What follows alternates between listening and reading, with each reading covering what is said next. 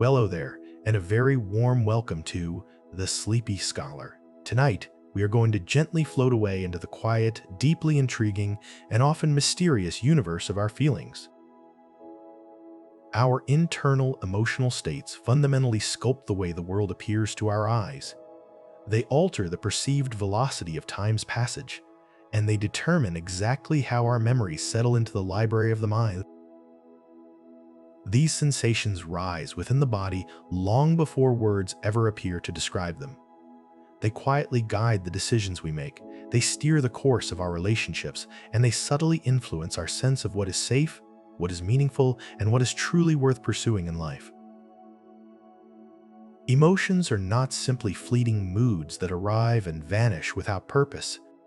They are living, breathing signals woven intimately through your nervous system, tied to your personal history and linked to your expectations of what might happen next.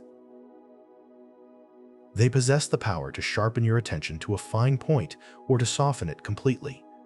They can pull you toward deep connection with others or urge you to fiercely protect the things that matter most to you. As we explore these concepts together, you may start to notice that your own familiar experiences begin to take on a new depth.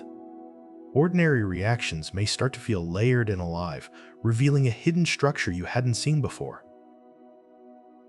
This is a journey through the science that lies beneath what you feel, and the wonder inherent in how it all functions. If you find enjoyment in these gentle journeys, I invite you to like, subscribe to The Sleepy Scholar, or perhaps share a thought in the comments below. It helps other people find their way to this quiet space too, one sleepy soul at a time. But for now, let your shoulders soften, allow your breathing to slow down, and let the day fade away as your mind unwinds. Let us explore this fascinating inner world together. Let's begin. The profound feeling of awe has a unique ability to make the self feel smaller, while simultaneously making the world feel significantly larger. Awe often arrives at the precise moment your mind encounters something vast. It might be the infinite expanse of the night sky, the vaulted ceiling of a cathedral, a towering mountain peak, or a piece of music that feels too magnificent for words. In that specific moment, your usual concerns about yourself tend to shrink. Your worries do not necessarily vanish, but they lose their tight grip on you for a little while. Many people describe a distinct sense of being part of something wider, as if the rigid borders of the self begin to loosen. This feeling can fundamentally change how you think. When the world seems larger, your brain becomes far more open to new ideas and fresh perspectives. It can also pull people toward generosity. When you feel connected to something much bigger than yourself, the act of helping others can feel more natural. Awe is not reserved only for grand vacations or epic sights. It can happen in very small ways, like watching a child learn a new skill or seeing a complicated idea suddenly make perfect sense. It is one of the few emotions that can make time itself feel spacious.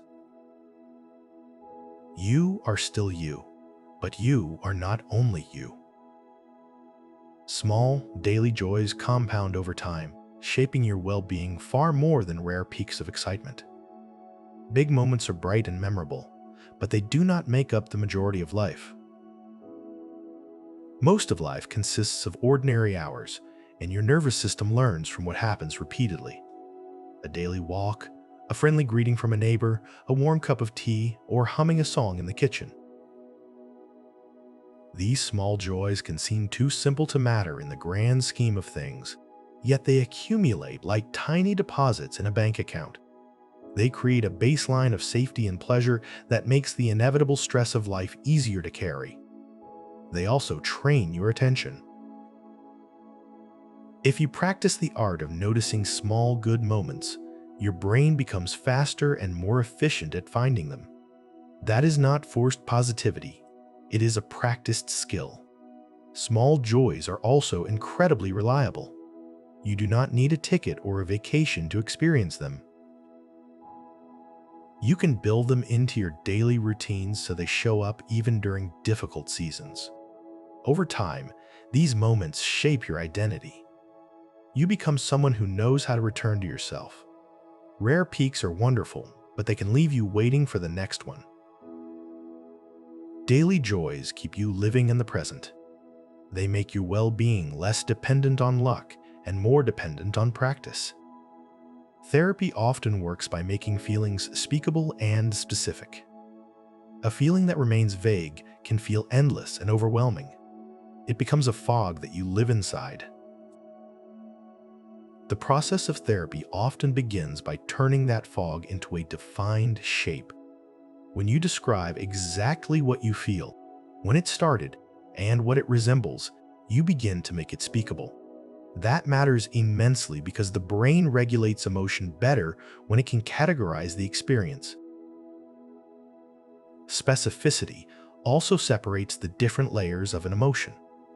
You might think you are simply angry, but then discover upon closer inspection that you are actually hurt, disappointed, and afraid of being unimportant. Once those layers are named, the nature of the problem changes. You can respond to each individual layer with a different tool. Therapy can also offer a new kind of witness to your life. Being heard without being judged can significantly reduce shame, which makes the nervous system less defensive. Different therapies use different methods, but many share this core aim. They help you notice patterns, connect your feelings to your needs, and practice new responses in a safe space. The result is a life where emotions become messages you can understand, rather than storms you must endure alone. Surprisingly, boredom can be useful. It pushes you toward change. Boredom is often treated like an enemy to be destroyed, but it is also a valuable signal. It tells you that your attention is hungry and that what you are currently doing is no longer feeding it. When boredom appears, the brain begins searching for novelty, meaning, or challenge. That search can lead to creativity. It can also lead to trouble, of course. If the easiest novelty available is risky, the feeling itself holds a restless flavor. That discomfort is the point. It pushes you away from autopilot. If you listen closely, boredom can reveal what you truly care about. Are you bored because there is no purpose here, or because you are avoiding something that actually matters? In the context of learning, boredom can be a hint that the task is either too easy or too hard. Adjust the difficulty, and the boredom often fades. Boredom is not proof that you are lazy. It can be your mind asking for a better fit between your effort and the meaning you derive from it. Journaling can reduce distress by organizing inner chaos into words. When thoughts circle endlessly in your head, they can feel like a buzzing swarm. Journaling can act like a net. You catch the thoughts and place them on paper, where they stop buzzing so loudly. Writing forces the brain to choose a sequence. It must decide what happened first, what mattered most, and what you believe about it. That sequencing can reduce the feeling of overwhelm because the mind is no longer trying to hold everything at once. Journaling can also reveal patterns that were previously invisible. You might notice that your anxiety consistently rises at night, or that certain people leave you drained, or that specific choices consistently bring you relief. Once you see the pattern, you have the power to change it. Writing can also create distance. A fear written down becomes an object you can examine, not a fog you must breathe. Some people write letters they never send. Some write lists. Some write just one honest paragraph. The method matters less than the act itself.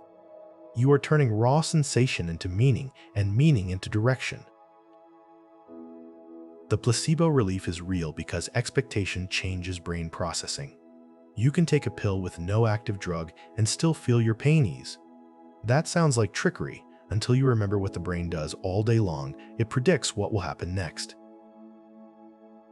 Then, it adjusts your perception to match those predictions. If you strongly expect relief, The brain can actually dial down pain signals and dial up comfort signals. It can even release your own internal painkillers. The ritual matters too. A white coat, a serious explanation, a familiar tablet, and a caring tone can all strengthen that expectation. This does not mean symptoms are imaginary. It means perception is active, not passive. The brain is not a camera simply recording events, it is a regulator. Placebo effects also reveal why trust in care can matter so much. When you feel safe and understood, the body often relaxes. That relaxation changes what hurts, what itches, and what feels possible. Tears carry chemistry, and they can calm the nervous system. Crying is not only sadness spilling out, it is also a built-in reset with a physical cascade that changes how the body feels from the inside. Tears wash and cool the eyes, yet the bigger change happens through breath and rhythm. Sobbing forces longer exhales and irregular pauses, which can pull the body away from a rigid stress pattern. Many people notice a soft drop in tension afterward, as if pressure has been released from behind the ribs. Tears also send a social message. They can invite comfort, reduce conflict, and signal that words have run out. Even when you cry alone, the act can mark a turning point. It says, "This matters." It says, "I am here with it." In that sense, tears are not the opposite of strength. They are one way the body metabolizes feeling into relief. Suppressing feelings can raise stress even when you look fine. You can hold a smile while your body is bracing. You can say you are okay while your stomach is tight. Suppressing emotion often works on the outside, but it can cost you on the inside. When you push a feeling down, your nervous system still carries the energy of that feeling. Muscles stay tense, breath stays shallow, attention stays narrowed. Over time, this can raise your overall stress load because the body is working hard to keep the lid on. Suppression can be useful in short bursts, like staying calm during an emergency. The trouble comes when it becomes the default mode. Then feelings do not disappear. They leak out as irritability, exhaustion, or numbness. They can also show up as physical symptoms because the body and mind share the same system. A healthier approach is acknowledgement. You can name what you feel, choose when to share it, and decide what action it needs. The goal is not to spill everything everywhere. The goal is to stop carrying everything alone. Hope is often misunderstood as wishful thinking, when in reality, it is a planning emotion. It can be a practical force that helps the brain keep working on the future. When you feel hope, you are more likely to search for routes, make small steps, and tolerate uncertainty. Hope does not have to claim that everything will be fine. It can simply say, "There might be a way forward, and I will look for it." That shift matters because the nervous system behaves differently when it senses possibility. It reduces the urge to freeze. It supports problem solving and patience. Hope can be tiny and still powerful. It can be the decision to send one message, make one appointment, or try one new strategy. People often confuse hope with certainty. Hope does not require certainty. It requires direction. When you practice hope, you train your mind to keep building bridges even when you cannot yet see the far shore. Naming a feeling can reduce its grip by engaging regulation. When a feeling is unnamed, it can feel like a fog that fills your whole mind. When you name it, you give it edges. That simple act can recruit brain systems that support regulation and perspective. Instead of being inside a storm, you are observing a storm. You might say, "This is irritation," or "This is disappointment," or "This is dread." Then you can ask what it is pointing to. Naming also helps separate layers. You may think you are angry, then realize you are hungry, tired, and embarrassed. Each layer has a different solution. Naming is not about talking yourself out of emotion. It is about making emotion clearer so it can do its job. This is why expanding your emotional vocabulary can be powerful. The more precise the label, the more precise the response. If you call everything stress, everything gets the same tool. If you can tell stress from grief or from fear, you can care for yourself more accurately.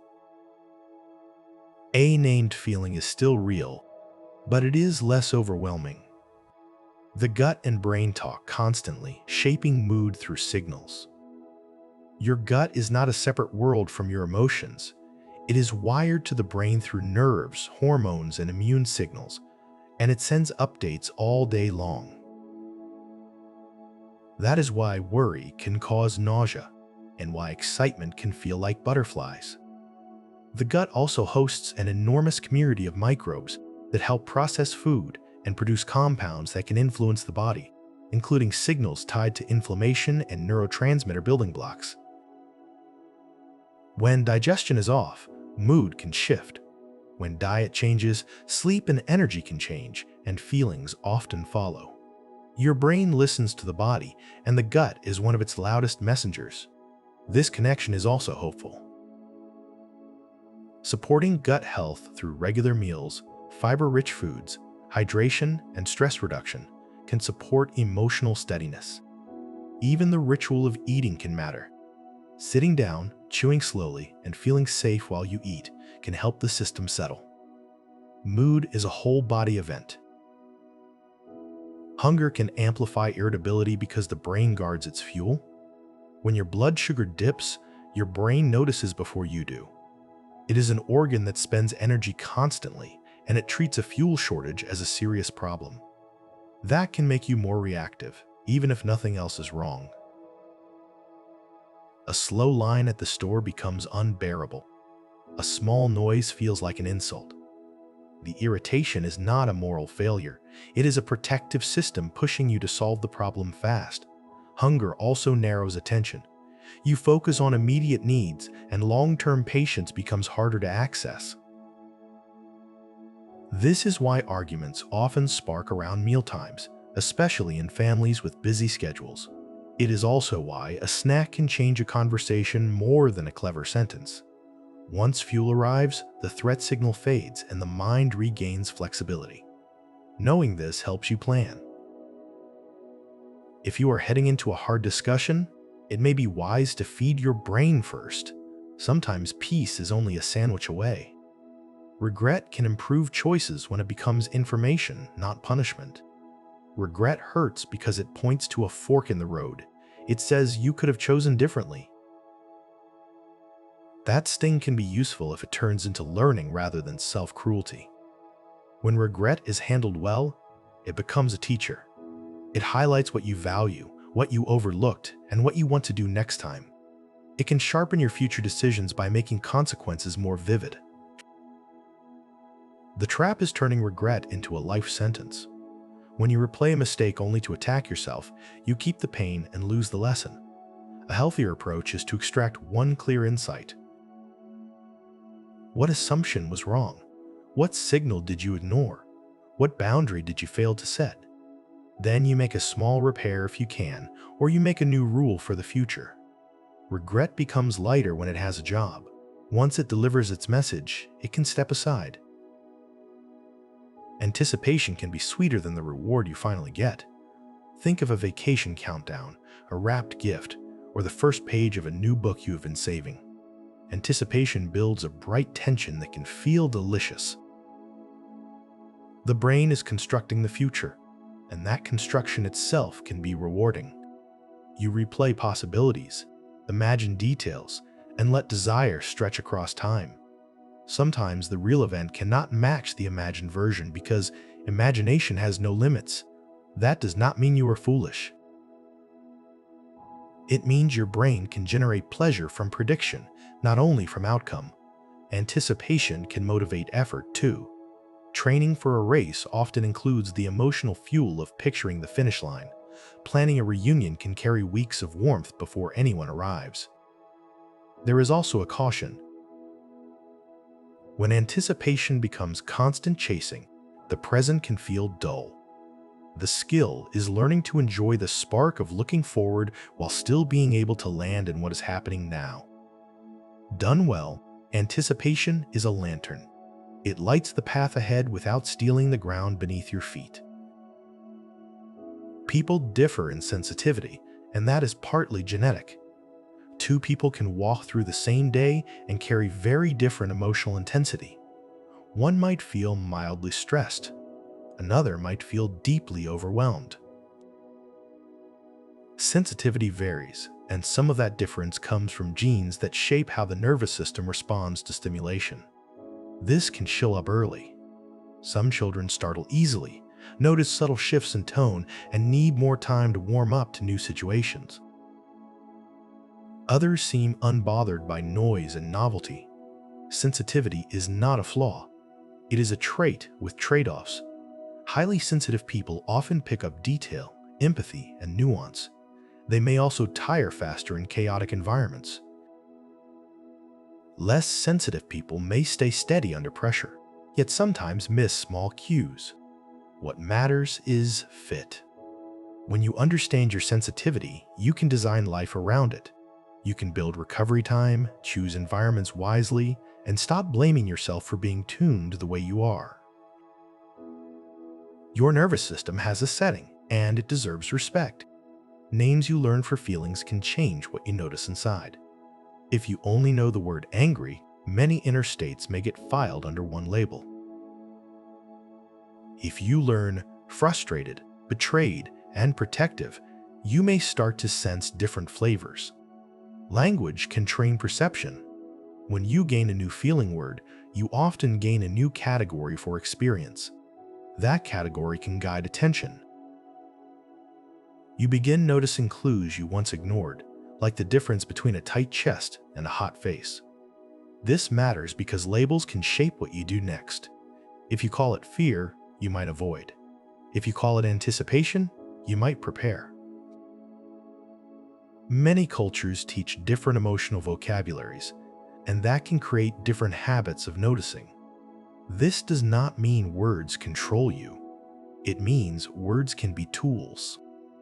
The richer your map, the less likely you are to get lost in a single blurry emotion that seems to explain everything. You can feel anxious even when you cannot name the cause. Sometimes anxiety feels like a smoke alarm with no visible smoke. Your mind scans for an explanation, yet all you can find is a tight throat, restless hands, and a feeling that something is off.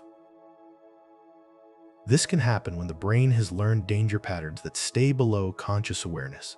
A tone of voice, a certain hour of night, or a familiar hallway can prime the nervous system, even if you cannot pinpoint why. Your body prepares for action, and your thoughts rush in afterward to make sense of it. That search for a reason can intensify the loop.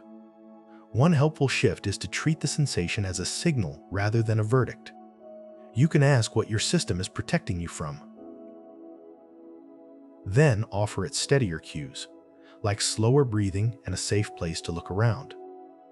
The same stress hormone can pair with excitement, not only dread. That buzzy rush before a big moment can feel like danger, but it can also be fuel. Your body uses many of the same ingredients for fear and excitement. Pulse climbs, breathing quickens. Attention narrows toward what matters most. The difference often comes from interpretation and context. At the edge of a roller coaster, the body is activated and the mind says, "This is fun." Before a difficult conversation, the body is activated and the mind says, "This is risky." The chemistry can look similar while the meaning changes the experience. Athletes learn this in warm-ups. Performers learn it backstage. They do not always try to erase the surge. They learn to steer it. When you tell yourself, "This energy can help me," your brain may recruit courage instead of catastrophe, using the same spark for a different story. Some people feel emotions mainly as sensations, not clear labels. For some minds, feelings arrive as weather in the body, not as words. There is pressure behind the eyes. There is heaviness in the stomach. There is heat in the face.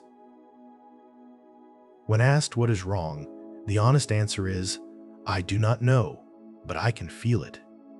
This experience is more common than many people think. It can make relationships tricky because others may want a neat label like sad or angry. Inside, it is more like a shifting blend.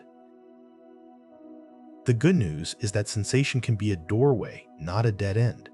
If you track where it sits, what it does, and when it changes, you can begin to map it. Over time, you might notice that chest tightness often comes with worry, while a hollow tiredness leans toward grief. This is emotional literacy, built from the body outward. Your heartbeat rhythm can influence how intense a feeling seems. Your heart does more than keep time.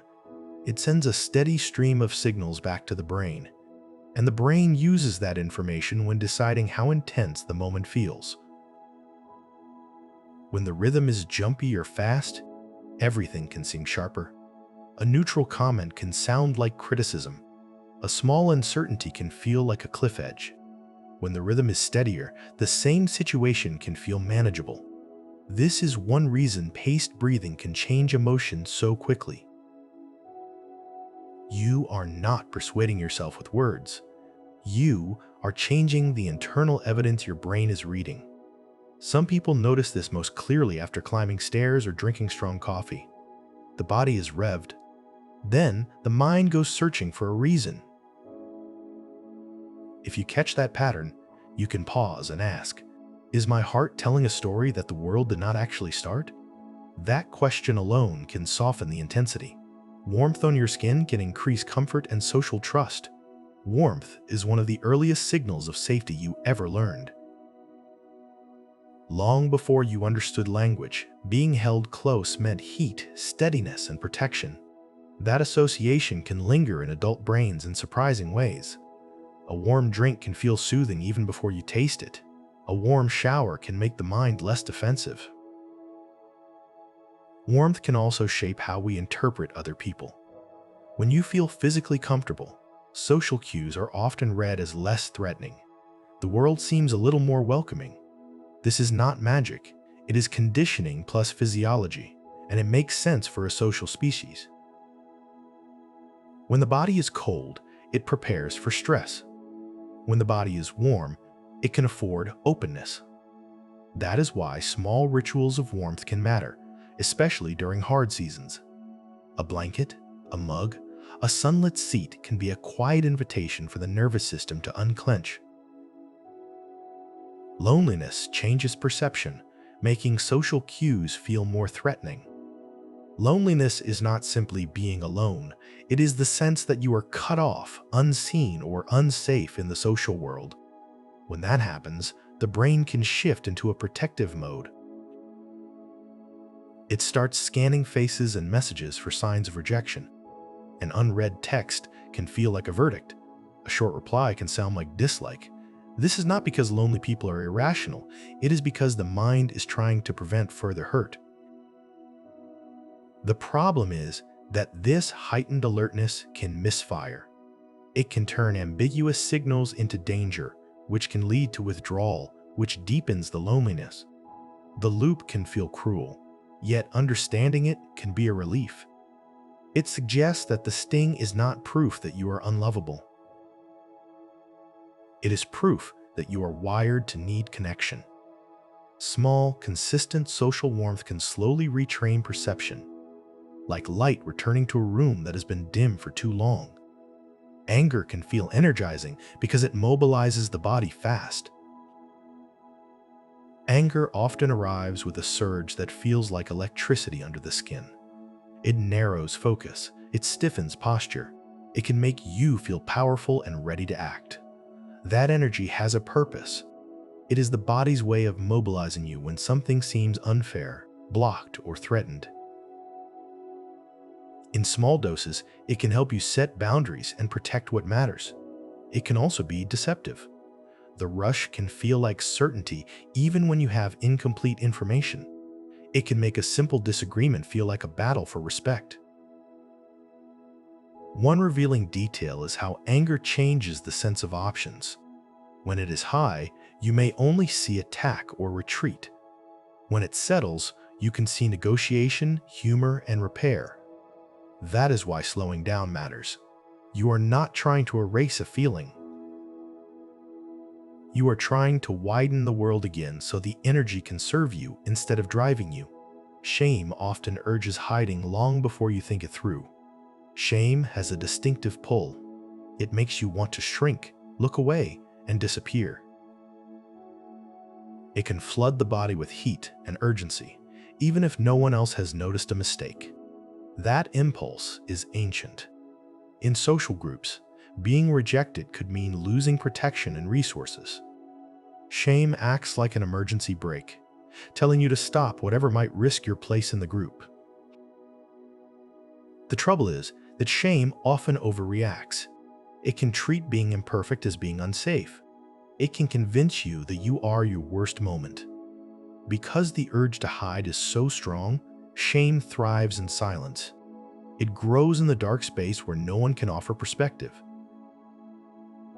Naming it helps, but so does remembering the difference between actions and identity. You can regret what you did without declaring yourself unworthy. When shame loosens, curiosity returns and repair becomes possible.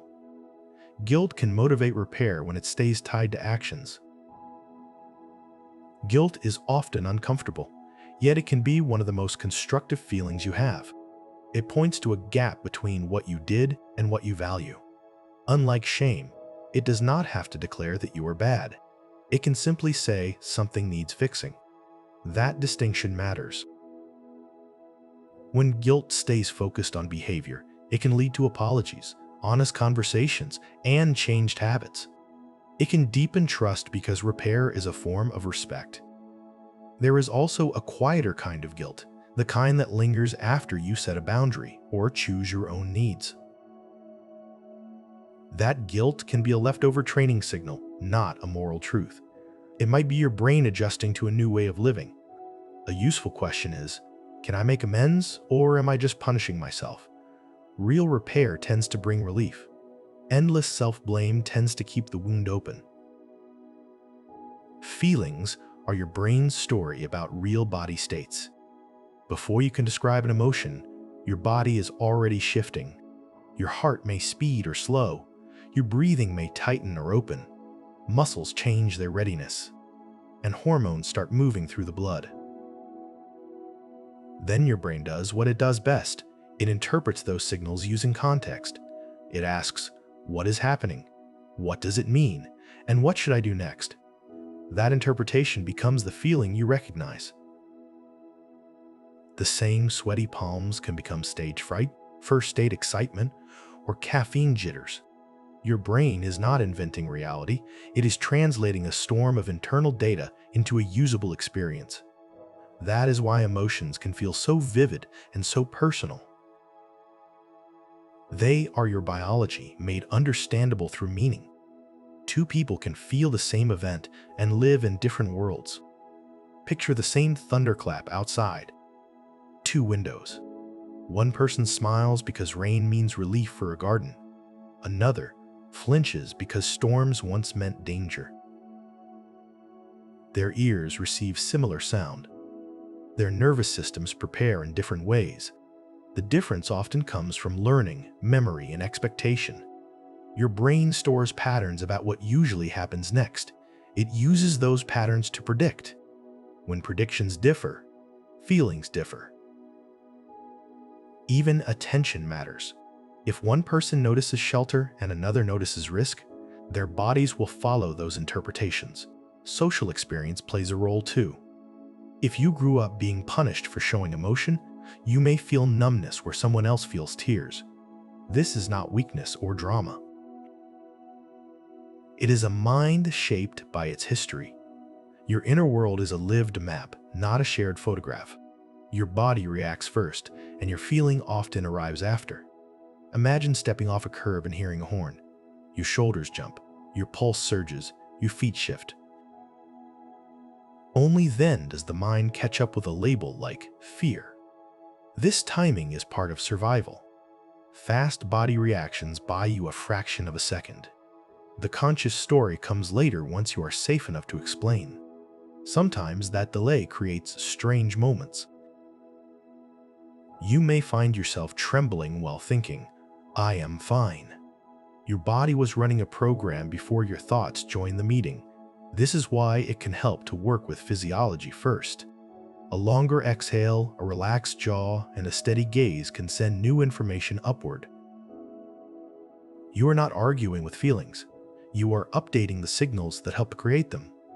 A single feeling can spread through a crowd faster than words. Walk into a room and you can sense it.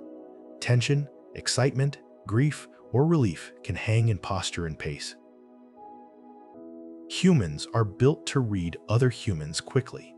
We track faces, voices, and movement for clues about safety and belonging. When one person's anxiety rises, others may unconsciously match breathing or tighten their own muscles. When laughter breaks out, it can cascade. This spread is not mystical. It is rapid social perception paired with automatic imitation and attention. Your brain treats other people as part of the environment. If everyone looks alarmed, your system prepares. That preparation changes your expression, which becomes a new signal for someone else. In this way, emotion can ripple through a group like wind through grass. It can unite people in courage. It can also amplify panic. Awareness is a powerful circuit breaker. Your face can nudge your mood even when you fake a smile. Your face is not only a display for others. It is also part of your body's feedback system. When your brow furrows, signals from muscles and skin travel back to the brain. When your jaw clenches, your nervous system gets a hint that something is wrong. A smile can work in reverse. Lifting the cheeks and softening the eyes can shift the body toward a less defensive state. It will not erase real problems. It can change the starting conditions.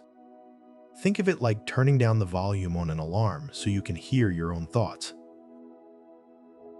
This effect is small, and it varies across people and situations. Still, it is a reminder that emotion is embodied. Sometimes the quickest way to influence a feeling is not a speech in your head. It is a quiet adjustment of posture, breath, and expression. Music can trigger chills by recruiting reward circuits in memory. A song can raise goosebumps like a wave moving across the skin. That shiver is not only about sound. It often happens when the brain predicts a musical moment and the moment arrives with extra force. A sudden harmony, a soaring voice, or a drum drop can deliver surprise and satisfaction at once. Reward systems respond and the body reacts. Memory deepens it. A melody linked to a childhood car ride can bring emotion before you know why. Your brain is stitching together pattern, expectation, and personal history. Even people with different tastes can share the same physical response. The track is different, yet the mechanism is similar. That is why music can comfort in grief and energize in fatigue. It can bypass argument and go straight to feeling. In the dark with headphones, it can be like holding a key that fits a lock you did not know you had. Love changes attention, making ordinary details glow with meaning. When you care deeply about someone, your brain starts treating their signals as valuable. A small change in their voice becomes noticeable. Their smile becomes a reward. Their absence becomes a kind of noise, even in silence. Attention is limited, so what you attend to shows what matters. Love often tilts that spotlight. It can make a cracked joke feel brilliant and a simple text feel like a lifeline. This is not only poetry, it is motivation and learning. The brain tags certain cues as important and returns to them again and again. Over time, shared moments become a private library. A street corner, a scent, or a phrase can carry a whole relationship in a single second. Love can also distort. It can make you miss red flags or overinterpret a pause. Still, the core is remarkable. A bond can tune perception so strongly that the world itself seems edited, as if someone adjusted the brightness on meaning. Fear can sharpen time, so seconds feel strangely stretched. In a frightening moment, the mind can feel like it speeds up. You may notice tiny details like the color of a wall or the angle of a hand. Time seems to slow even though the clock does not change. Part of this may come from attention and memory. When you take in more information, the moment later feels longer. Fear also pushes the body into readiness. Heart rate rises, senses narrow toward threat. The brain prioritizes rapid learning because remembering danger helps you survive next time. Afterwards, you may replay the scene with vivid clarity. That replay reinforces the feeling that it lasted ages. This effect can be protective, but it can also be exhausting. When your system is stuck in high alert, ordinary surprises can feel like emergencies. Understanding this can be comforting. The strange stretching of time is not you being dramatic. It is your brain doing its best to keep you alive. Joy is not one thing. It has many biological flavors. Joy can be a spark, like the burst of laughter you cannot hold back. It can be a warm glow that settles after good news. It can be the calm satisfaction of finishing something hard. These experiences feel related, yet they are not identical in the body. Some joys are high energy and social. Others are quiet and steady. The brain uses different mixes of attention, motivation, and reward to create them. A playful joy pulls you toward movement and connection. A proud joy can make you stand taller and take on new challenges. A tender joy might show up as soft tears when something is deeply meaningful. Even simple pleasures have their own signatures, like the comfort of a familiar meal or the ease of a safe home. This variety matters. If you think joy must look like excitement, you might miss the forms that arrive as peace. Your nervous system can celebrate in more than one accent. Disgust protects you, and it also shapes moral judgments. Disgust began as a guardian of the mouth. It helps you avoid spoiled food, dirty water, and anything that might carry disease.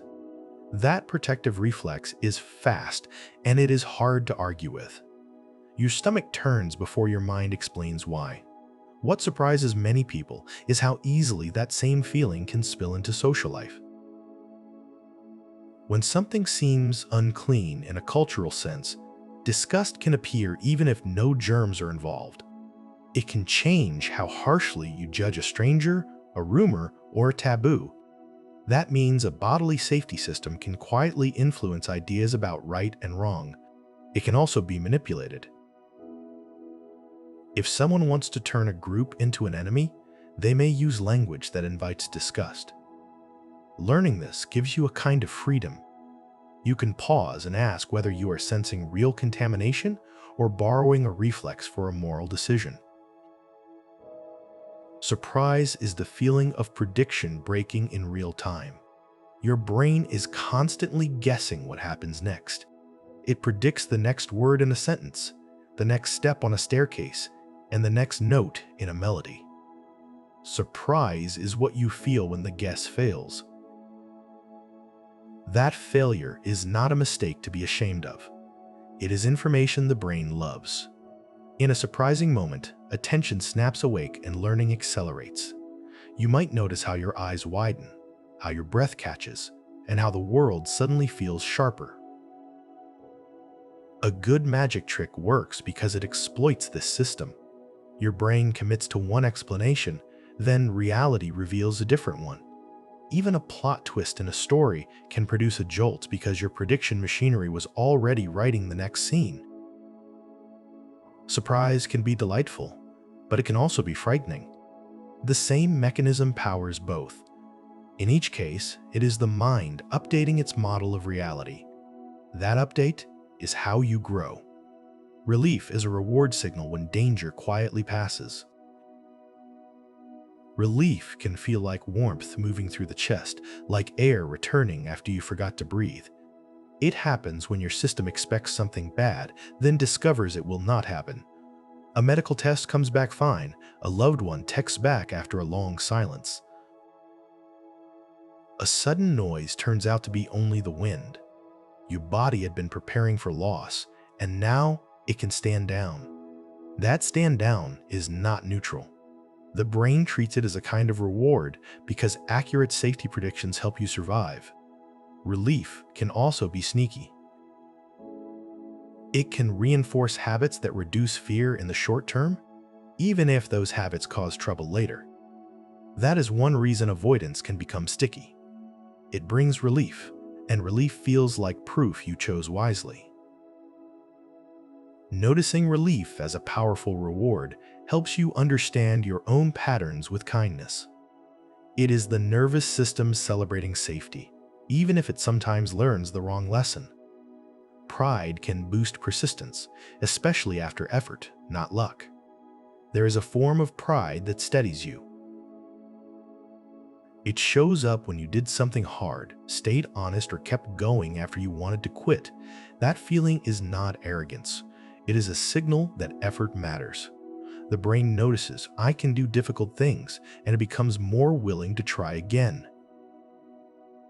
Pride grows stronger when you connect it to choices you controlled. You practiced. You apologized. You learned a skill step by step. That kind of pride builds resilience because it points to a repeatable path. Pride based on luck is different. It can feel good, but it does not teach your nervous system what to do next time. Healthy pride also has a social side. It can inspire others when it is shared with humility. And it can strengthen bonds when people celebrate progress together. In that way, pride can become a quiet engine for growth. It tells you that the climb was real and you were the one climbing. Gratitude strengthens relationships by highlighting support you might miss. Gratitude is a spotlight. It turns your attention toward the ways you are helped, even when help is small and easy to overlook. A friend remembers your favorite snack. A coworker covers a shift. A stranger holds a door when your hands are full. When you notice these moments, your brain updates its picture of the social world. It stops seeing others as unreliable and starts seeing them as kind. That shift can soften defensiveness and make connection feel safer. Gratitude also changes behavior. People who feel appreciated often want to keep showing up, because appreciation is a form of social reward. When you express it clearly, relationships tend to get sturdier. This is not about pretending everything is perfect. It is about training your mind to register support alongside stress. Even in difficult seasons, gratitude can be real. It can be specific, and it can be honest. One sincere thank you can carry more weight than a long speech because it tells someone, I saw you. Envy can reveal values, showing what you wish mattered less. Envy is uncomfortable, and it can feel embarrassing to admit, yet it can also be a clue. When you envy someone, your mind is pointing at a resource or a status that seems important for your life. It might be money, attention, talent, freedom, or belonging. Envy can tell you what you want before you have the courage to say it out loud. It can also expose values you did not choose on purpose. You might envy an influencer's popularity, then realize you actually want community, not applause. The feeling often comes with a sharp comparison, and comparison can distort. You may focus on another person's highlight while forgetting their costs. Still, envy can be used. If you treat it as information, it can guide planning. Ask what is beneath it. Is it inspiration wearing a sour mask? Is it a need for recognition, security, or creative space? When you identify the need, envy loses some of its sting and becomes direction. Jealousy is a guarding response aimed at threatened bonds. Jealousy tends to show up when a relationship feels at risk. It can be romantic, but it can also be friendship, family, or a close team. The feeling says, this bond matters, and I fear losing my place. Jealousy can sharpen attention toward rivals, real or imagined.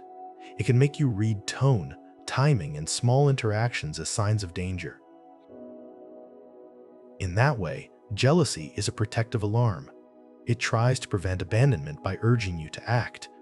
The problem is that the actions jealousy suggests are often clumsy. Accusations can push people away. Surveillance can break trust. Silence can grow into stories that are not true. Jealousy can also hide softer feelings underneath, like insecurity or grief. When you can name the fear beneath the guard dog, you get more options. You might ask for reassurance, clarify boundaries, or strengthen connection with honesty instead of control. The feeling is not shameful. It is a sign that attachment is alive. What matters is how you respond. Compassion can reduce pain for both giver and receiver.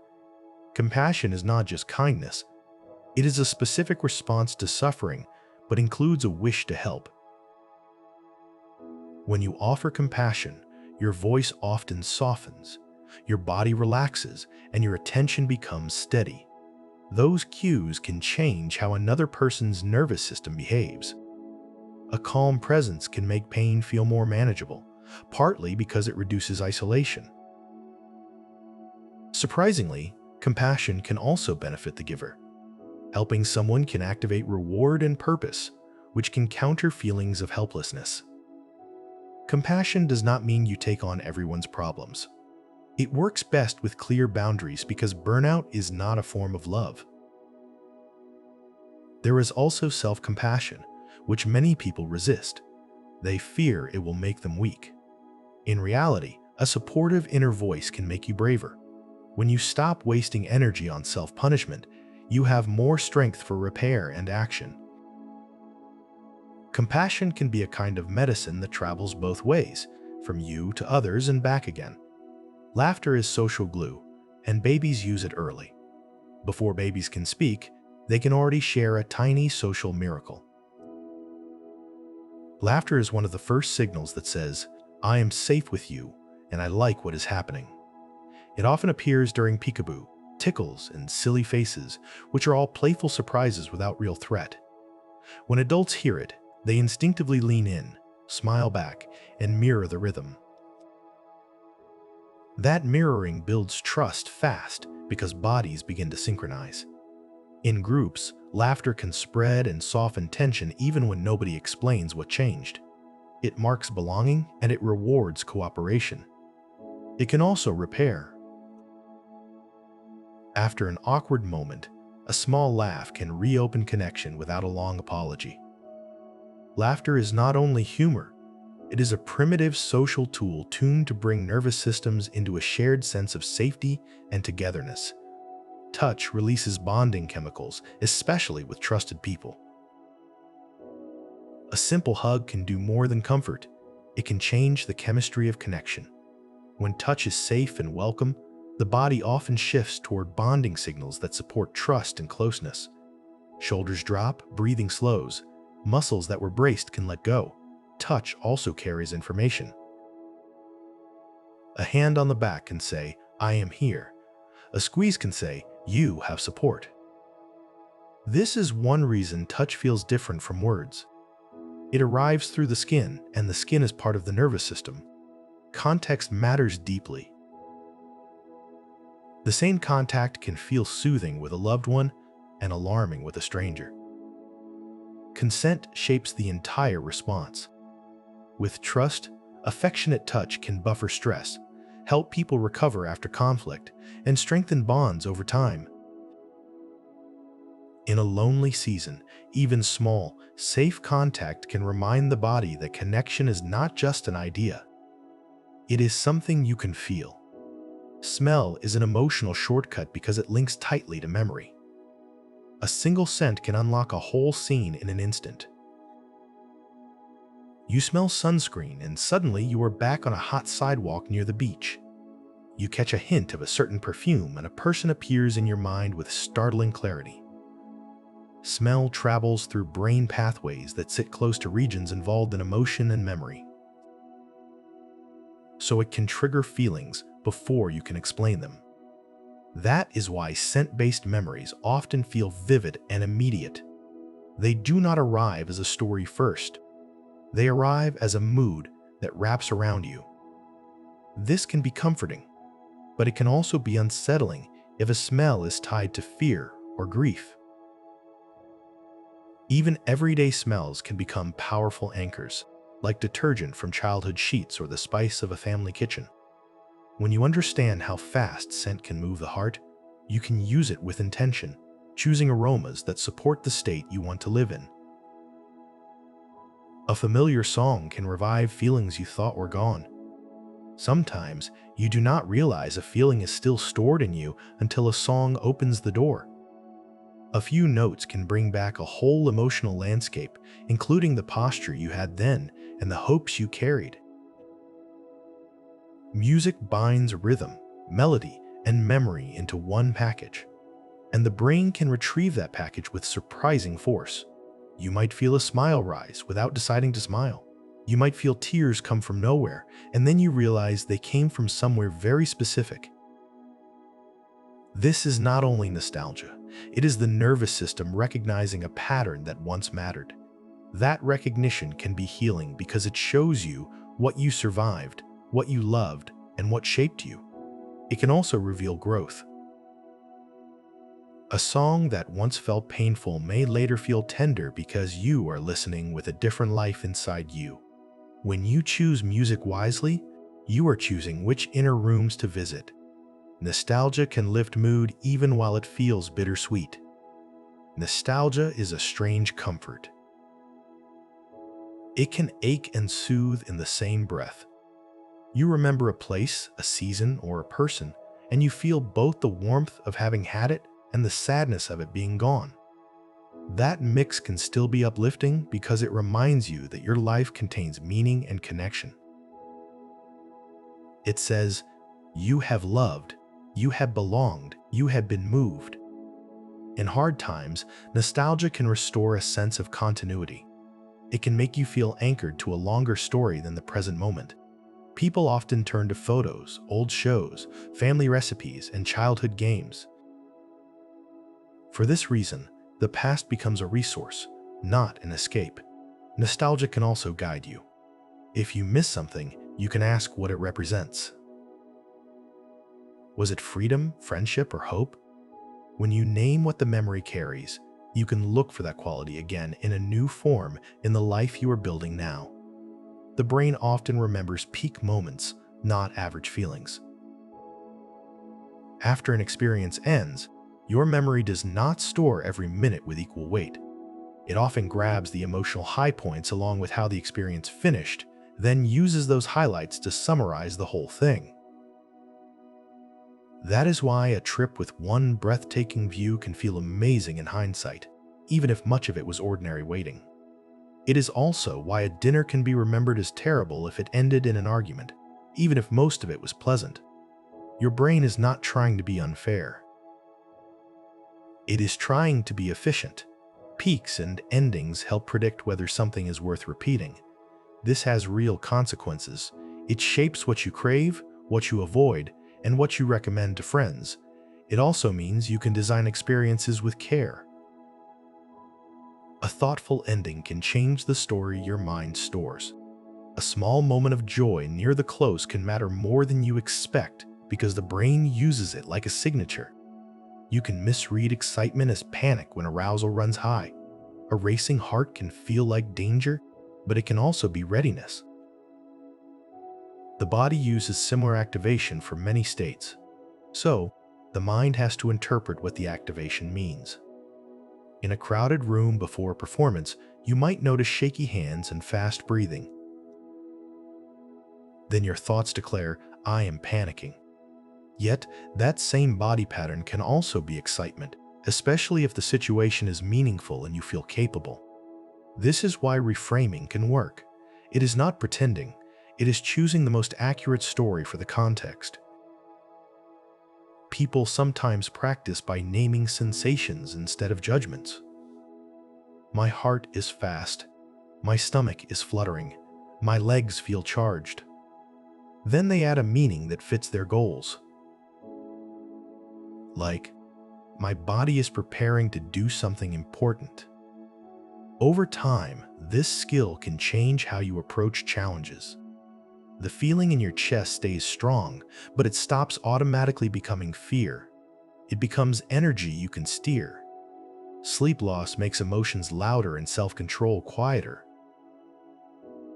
One short night can turn the world up too high. Small frustrations feel sharp. Sad thoughts feel heavier. Even happy moments can swing into giddy restlessness that is hard to steer. Part of the reason is simple. Sleep helps the brain reset its emotional volume, and it supports the circuits that pause before reacting. Without enough rest, the mind has less space between impulse and action. You might snap, then wonder why that felt so urgent. You might read a neutral message as cold because your tired brain is hunting for a threat. Sleep loss also weakens your ability to comfort yourself, so worries repeat like a song stuck in a chorus. The most surprising part is how convincing it feels in the moment. Tired emotions insist they are accurate. The next day, after real sleep, the same problems often shrink. It is not that life changed, your internal microphone did. Pain and sadness share pathways, which is why heartbreak aches. When the bond breaks, the pain can feel physical. The chest tightens. The throat aches. Appetite changes. Sleep becomes fragile. This is not just metaphor. The brain systems that respond to social loss overlap with systems that process bodily pain. So rejection and grief can land like an injury. From an evolutionary view, that makes sense. Being pushed out of the group once threatened survival. So the brain treats disconnection as urgent. That urgency can drive you to seek repair, seek comfort, or seek meaning. It can also make you feel ashamed for hurting so much. Yet, the ache is a sign of attachment doing its job. Your nervous system learned that people are safety. When that safety is threatened, the alarm sounds. Over time, the brain can relearn. New routines, new support, and new stories help the body loosen its grip. One day, you notice the ache is quieter, and you did not even see it happening. Exercise can lift mood by shifting chemicals and attention. Movement can change emotion from the inside out. When you exercise, your body releases substances that support pleasure, calm, and resilience. Blood flow rises, muscles warm, breathing deepens. Your brain also gets a break from rumination because attention is pulled into rhythm, balance, and effort. Even a brisk walk can create a sense of forward motion that the mind interprets as progress. Many people discover that the best part happens after, when the world looks slightly brighter and problems feel less sticky. Exercise can also build trust in your body. You learn, I can tolerate discomfort and keep going. That lesson carries into stress and anxiety because the sensations of exertion resemble emotional arousal. Yet you practice staying steady. The key is that it does not have to be extreme. Dancing in the kitchen, climbing stairs, stretching while music plays, all count. Your nervous system listens to what you do, not only what you think. Slow breathing can lower alarm signals without any pep talk. When you slow your breath, you are speaking a language the nervous system understands. The body has built-in sensors that track carbon dioxide, oxygen, and pressure changes in the lungs. A calmer pattern sends a message that danger is not immediate. That message can reduce the fight or flight response, even if your thoughts are still racing. This is why breathing is often easier than positive thinking during stress. You do not need to convince yourself. You need to shift the body's evidence. Try breathing out a little longer than you breathe in. Let the exhale be smooth and unforced. If your mind interrupts, that is fine. Return to the next breath like turning a page. Over a minute or two, heart rate often eases and muscles soften. Then the mind can think more clearly. Slow breathing does not solve every problem, but it changes the terrain. It lowers the inner siren so you can choose your next step. Meditation trains. Noticing so feelings pass without grabbing the wheel. Meditation is often imagined as emptying the mind, but it is closer to learning how to watch. You sit, you breathe, and you notice what arises. A thought shows up, an itch appears. A worry arrives with a familiar tone. Instead of chasing each one, you practice naming it and letting it move on. That simple practice can change your relationship with emotion. Feelings become events, not commands. You begin to sense the early hints, the tightening, the heat, the urge to act. Then you can pause. You can choose a response rather than being pulled along by the first impulse. Over time, meditation can increase tolerance for discomfort because you learn you can stay present without fixing everything immediately. This can be especially powerful for anxiety and anger, which often demand urgent action. The goal is not to become calm all the time. The goal is to become less hijacked. You gain a wider space inside, and emotions have room to travel through. Alcohol can blunt fear while quietly increasing next-day anxiety. Alcohol can feel like a shortcut to relief. It slows reaction, dulls worry, and makes social risk feel easier. In the moment, the nervous system relaxes and fear seems to loosen its grip. The catch is what happens later. As alcohol leaves the body, the brain can rebound toward alertness, and that can feel like unease or jittery dread. Sleep quality often suffers too, even if you fall asleep faster. And tiredness can amplify anxious thinking the next day. This pattern can be confusing. You may believe the drink helped because you remember the calm. You forget the later cost, or you blame the cost on life itself. That is how a habit can quietly grow. Understanding the cycle gives you options. If you choose to drink, you can notice timing and dose. You can plan recovery with water, food, and rest. Or you can choose other ways to soothe. So relief does not come with a hidden bill. Caffeine can mimic stress, and your mind explains it as worry. Caffeine does not create fear, but it can create the body sensations that fear often rides on. Your heart beats faster, hands may tremble, thoughts speed up. If you are already under pressure, that extra activation can tip into anxiety. Then the mind does what it always does. It looks for an explanation. It scans your life and finds a problem to attach to the feeling. Suddenly, you are worrying about something that was not even on your radar an hour ago. This is not weakness. It is interpretation. Your brain assumes body arousal means something needs attention.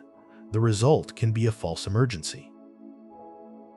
Many people notice this in the afternoon when coffee stacks on top of stress. One simple experiment is to track timing. If worry rises soon after caffeine, try reducing the dose or switching to earlier hours. You can also ground yourself by naming sensations without story: fast heart, warm face, busy mind. Then you wait and watch it fade. Often it does. Chronic stress can flatten pleasure by dulling reward sensitivity. When stress becomes constant, the brain can shift into survival mode. It prioritizes scanning for problems and conserving energy. In that state, pleasure can feel muted. Food tastes less vivid. Music lands softly. Achievements feel like they barely count. This is not because you are ungrateful. It is because reward circuits can become less responsive when the system is stretched for too long. Your brain is trying to avoid disappointment and conserve resources. So, it stops lighting up easily. This flattening can be frightening because it makes life feel colorless. People sometimes chase bigger stimulation to feel something again, which can lead to burnout loops. A more effective path is often restoration, real breaks, safe connection, movement, sleep, predictable routines, tiny, enjoyable moments repeated often. Over time, reward sensitivity can return like a radio signal coming back after interference clears.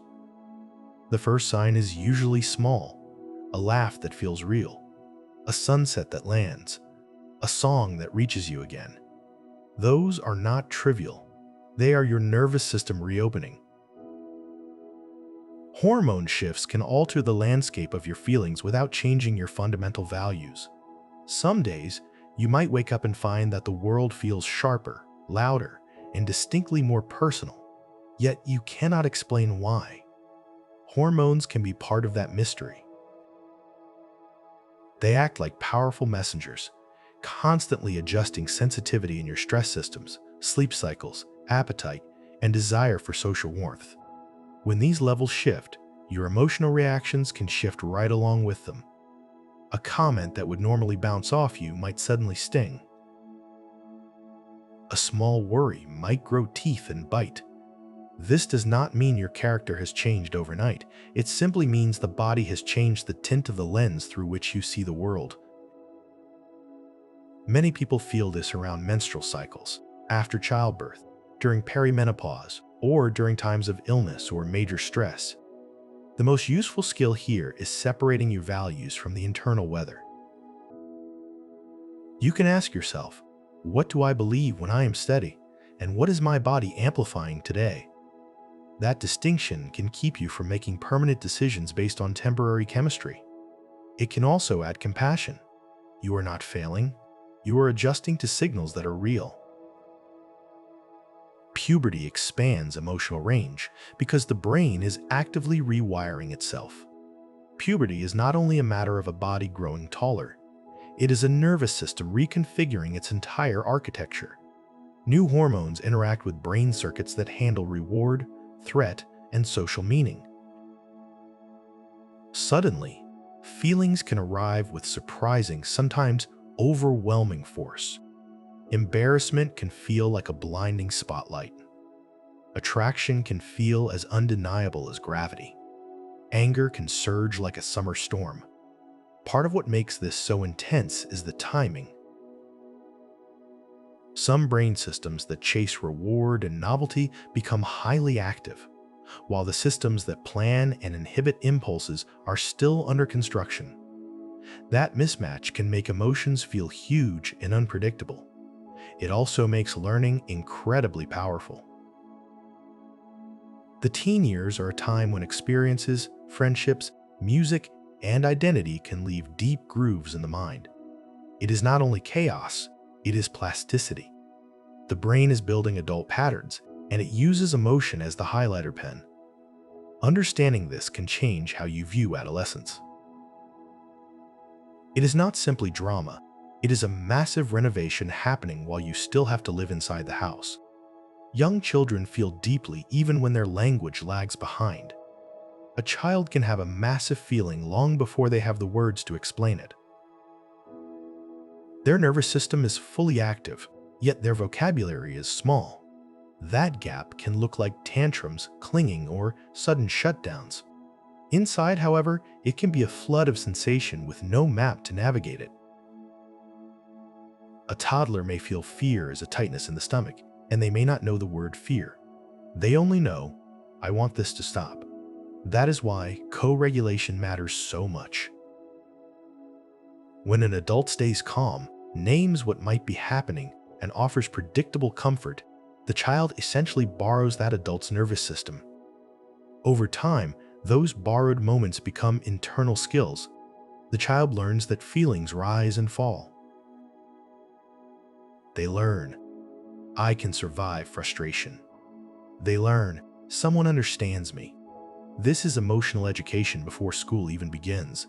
It is also a reminder that behavior is often communication.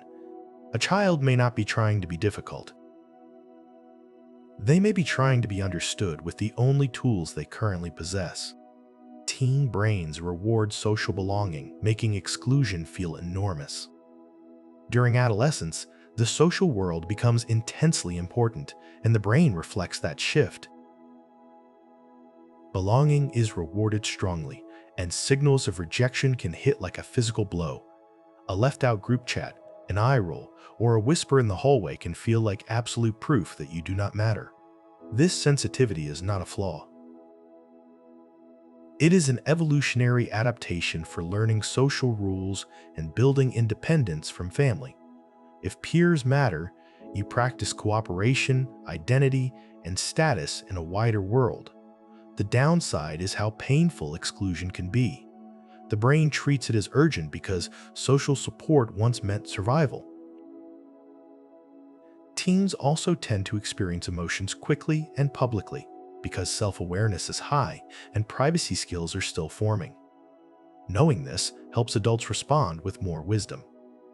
Instead of dismissing it as drama, you can treat it as real pain with real stakes. Then, offer tools for perspective, boundaries, and recovery. The feeling is huge, but it can be guided. Aging can improve emotional balance as priorities narrow gently. Many people expect aging to only bring loss, yet emotional life can become steadier and richer with time. As years pass, priorities often sharpen. You learn what drains you and what sustains you. You become less willing to spend precious energy on endless conflict and more willing to invest in relationships that feel real. This can lead to fewer emotional swings, not because you feel less, but because you choose differently. Experience also builds emotional pattern recognition. You have seen grief before, so it feels less like the end of the world. You've seen joy return after hard seasons, so you can wait with more patience. Older adults often report valuing meaning over novelty and connection over status. That shift can change what triggers anger or envy because certain comparisons lose their power. Aging does not erase sorrow. It can bring it. Yet, it can also bring a quieter skill, the ability to hold feelings without being swallowed by them. In that sense, emotional balance can be one of the hidden gifts of time. Trauma can lock feelings to cues like a scent or place. Trauma can teach the nervous system that danger is not over, even when it is. A certain smell, a certain song, or a certain street can become a key that unlocks the alarm response. The cue might be small, yet the body reacts as if the past is happening right now. Heart rate jumps, muscles brace, the mind may go blank or race. This is not imagination. It is learning that was stored in survival circuits built for speed. Trauma memory often attaches to sensory fragments rather than a neat story, which is why a place or sound can trigger you without warning. Understanding this can reduce shame. You are not overreacting on purpose. Your system is trying to protect you using an old map. Healing often involves building new associations. Safe experiences, practiced grounding, and supportive relationships can teach the body that the cue is no longer a threat. Over time, the trigger can soften. The memory remains, but it stops hijacking the present. Safe relationships can help the nervous system relearn calm. A calm relationship can do something remarkable. It can teach your body that safety is possible again. When someone responds consistently, listens without punishing, and repairs after conflict, your nervous system begins to update its expectations. That update is not only mental. It shows up in breath, posture, and heart rhythm. You start to relax faster. You stop scanning for hidden danger. You become more willing to share what you feel. This is why trust is not built by grand gestures. It is built by repeated ordinary moments, a promise kept, a tone that stays respectful, an apology that actually changes behavior.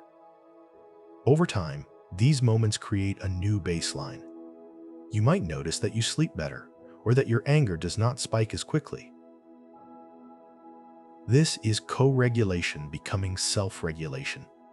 It does not mean relationships should carry all the weight of healing.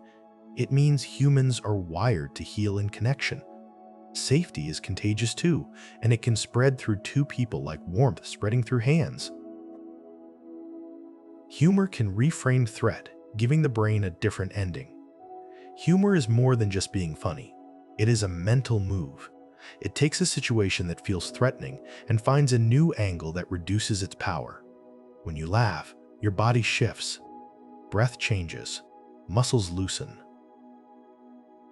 The nervous system reads those changes as a sign that danger is lower. Humor can also change your memory. If you can tell a story with a light twist, you are teaching your brain that the event has more than one meaning. That can be protective, especially after embarrassment or failure. It does not erase the lesson. It prevents the lesson from becoming a wound. Humor is also social. Shared laughter signals alliance. It says, "We are okay." That can turn a tense room into a team again. There is a respectful kind of humor that comforts without mocking pain. Used well, it becomes a tool for resilience. It creates a new ending. And your brain loves endings. It stores them like closures. And closures help you move on. A supportive presence can lower stress hormones during challenge. Imagine facing a difficult test, a job interview, or a frightening medical appointment. Now imagine doing it while someone steady is beside you, not rescuing you, just present, attentive, and calm. For many people, that presence changes the body's stress response. The heart can settle sooner. The mind can think more clearly.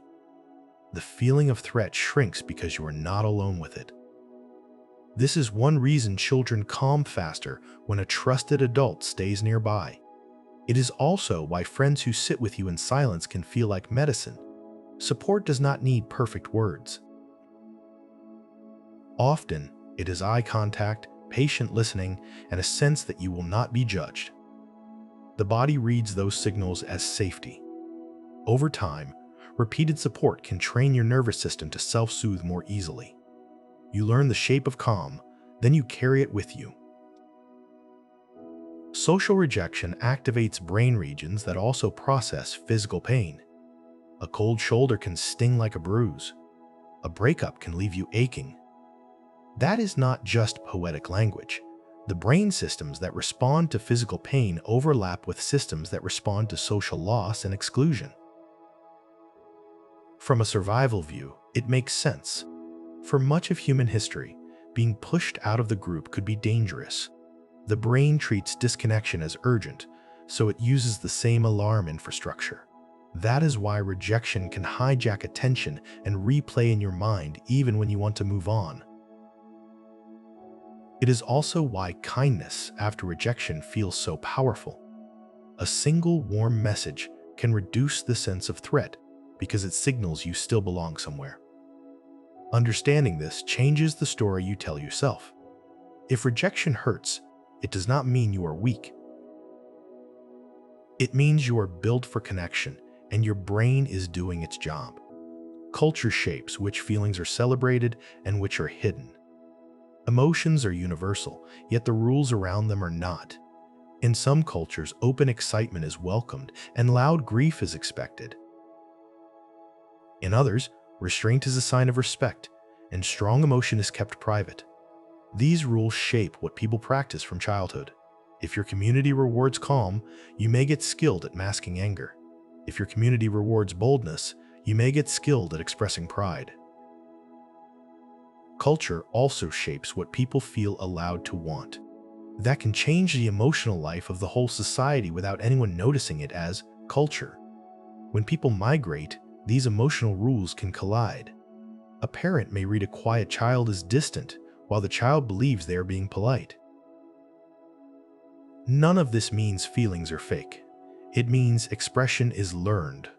Understanding cultural emotion rules can reduce misunderstanding and increase compassion, especially in families and friendships with different backgrounds. Some languages have feeling words with no neat English equivalent. Sometimes a feeling exists in your body, yet English makes you reach for a long explanation. Other languages often carry single words for emotional experiences that English only circles around. When you learn one of those words, it can feel like discovering a new color. Suddenly, an experience you have always had becomes easier to notice and share. This matters because naming helps tracking. If you can name a feeling, you can find patterns in when it appears and what it needs. A new word can also validate an experience. It tells you other humans have felt this too, often enough to name it. That can reduce loneliness. It can also expand empathy. You may hear a friend describe a feeling in their language and realize your own emotional map has gaps. Learning emotional words is not about sounding smart. It is about becoming more precise in your inner life so your feelings become clearer guides rather than confusing fog. Facial expressions are partly universal, yet context can rewrite them. A smile, a frown, and a look of fear can be recognized across many places, which suggests humans share some common facial language. Yet faces do not speak alone. Context can change the meaning completely. Tears can signal grief, joy, relief, or even frustration. A wide-eyed look can mean terror, surprise, or playful exaggeration. Culture also guides when expressions are shown. Some people learn to keep their faces neutral in public. Others learn to display warmth openly as a social bridge. This is why reading faces is both powerful and risky. We are good at detecting emotion quickly, but we can be wrong about the story behind it. A person may look angry when they are concentrating. They may look bored when they are anxious. The most reliable way to understand a face is to pair it with the situation, the voice, and the relationship. Faces are real signals, but they are not full sentences. Voice tone can carry emotion even when words stay neutral. You can say, "fine," in a way that means 10 different things. The words stay the same, yet the meaning changes through pitch, rhythm, volume, and timing. Voice tone is one of the fastest emotional signals humans exchange. It can soothe a crying child before any explanation. It can escalate an argument before anyone says anything harsh. Tone also travels through phones and walls, which makes it a powerful tool for connection at a distance. This is why some conversations feel safe even when the topic is hard. The tone says, "I am with you." It is also why sarcasm can cut so deeply. The words might be polite, but the tone carries contempt. Many misunderstandings happen when tone is misread, especially across cultures or between people with different communication styles. A useful practice is to notice not only what someone said, but how your body reacted to how they said it. Tone is emotional weather, and you feel it before you analyze it. Eye contact can intensify feelings by raising social stakes. Eye contact is a tiny bridge that can feel electric. When two people meet eyes, attention locks and the social world becomes immediate. That can be wonderful. It can deepen intimacy, make laughter feel shared, and turn a simple compliment into something that lands. It can also raise the sense of risk. If you fear judgment, eye contact can feel like being evaluated. Your heart may speed up because the stakes feel higher. This is why some people avoid eye contact when they are anxious or ashamed. The nervous system is protecting them from too much intensity. Context matters again. In some cultures, direct eye contact is respect. In others, it can be read as a challenge. In close relationships, steady eye contact can become a tool for repair. During conflict, looking at each other can remind both bodies that there is a person here, not an enemy. It is one of the simplest ways humans say, "I see you."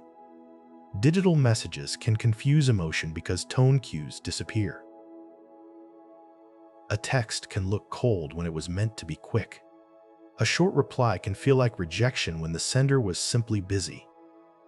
Digital messages strip away voice tone, facial expression, and timing cues that help the brain interpret emotion.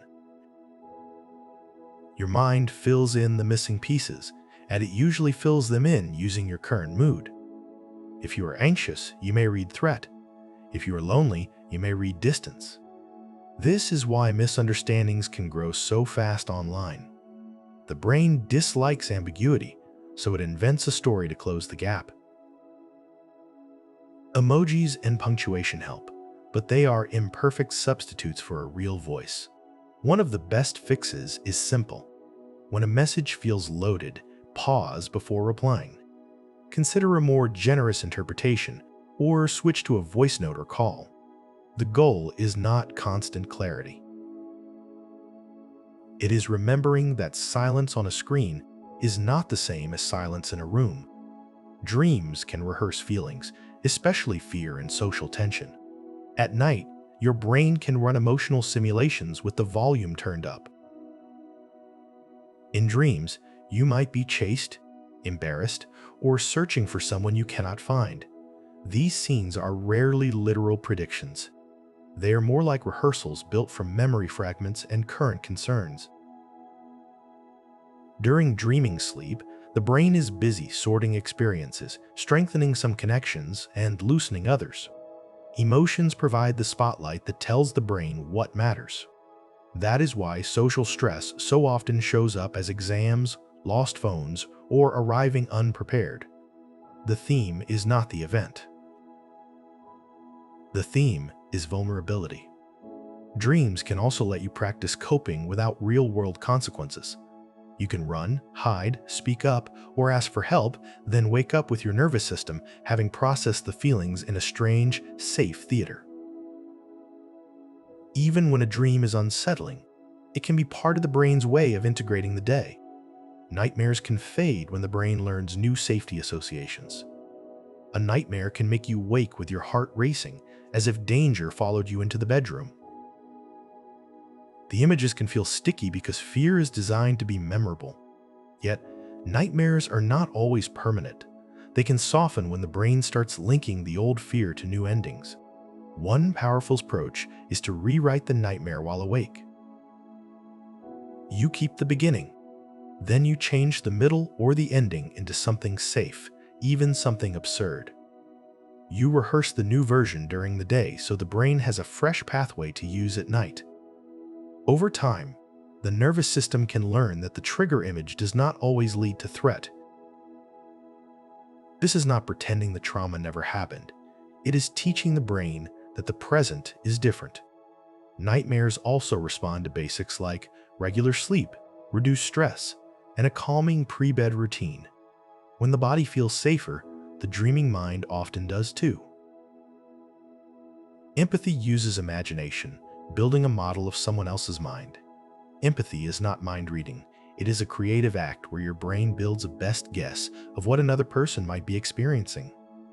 You watch their face. You hear their tone. You notice their choices. Then you simulate how that situation would feel from the inside. That simulation is shaped by your own history, which is why empathy can be accurate and inaccurate at the same time. You may sense someone is hurting yet misunderstand why. True empathy often includes curiosity.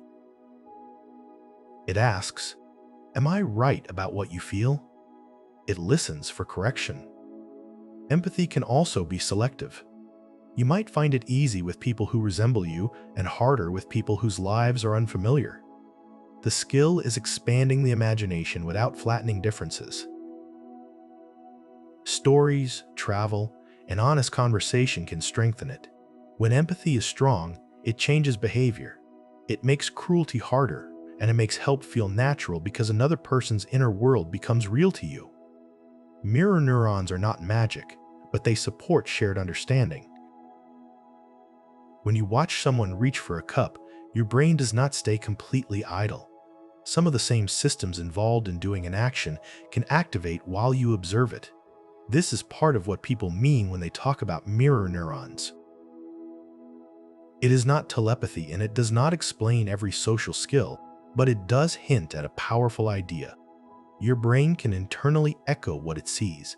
That echo helps you predict actions, learn by watching, and understand intention. It also helps explain why yawns spread and why you might flinch when someone else gets hurt. Observation can recruit your own body's patterns. This system works alongside attention, memory, and culture. So, it is not a single switch called empathy. Still, it is a fascinating foundation. It suggests that human understanding is partly embodied. You do not only think about other people, you subtly simulate them. In a crowded world, that shared circuitry helps us coordinate, cooperate, and connect. Stories can change feelings by letting you practice different lives safely. A story is a rehearsal space with no real-world consequences.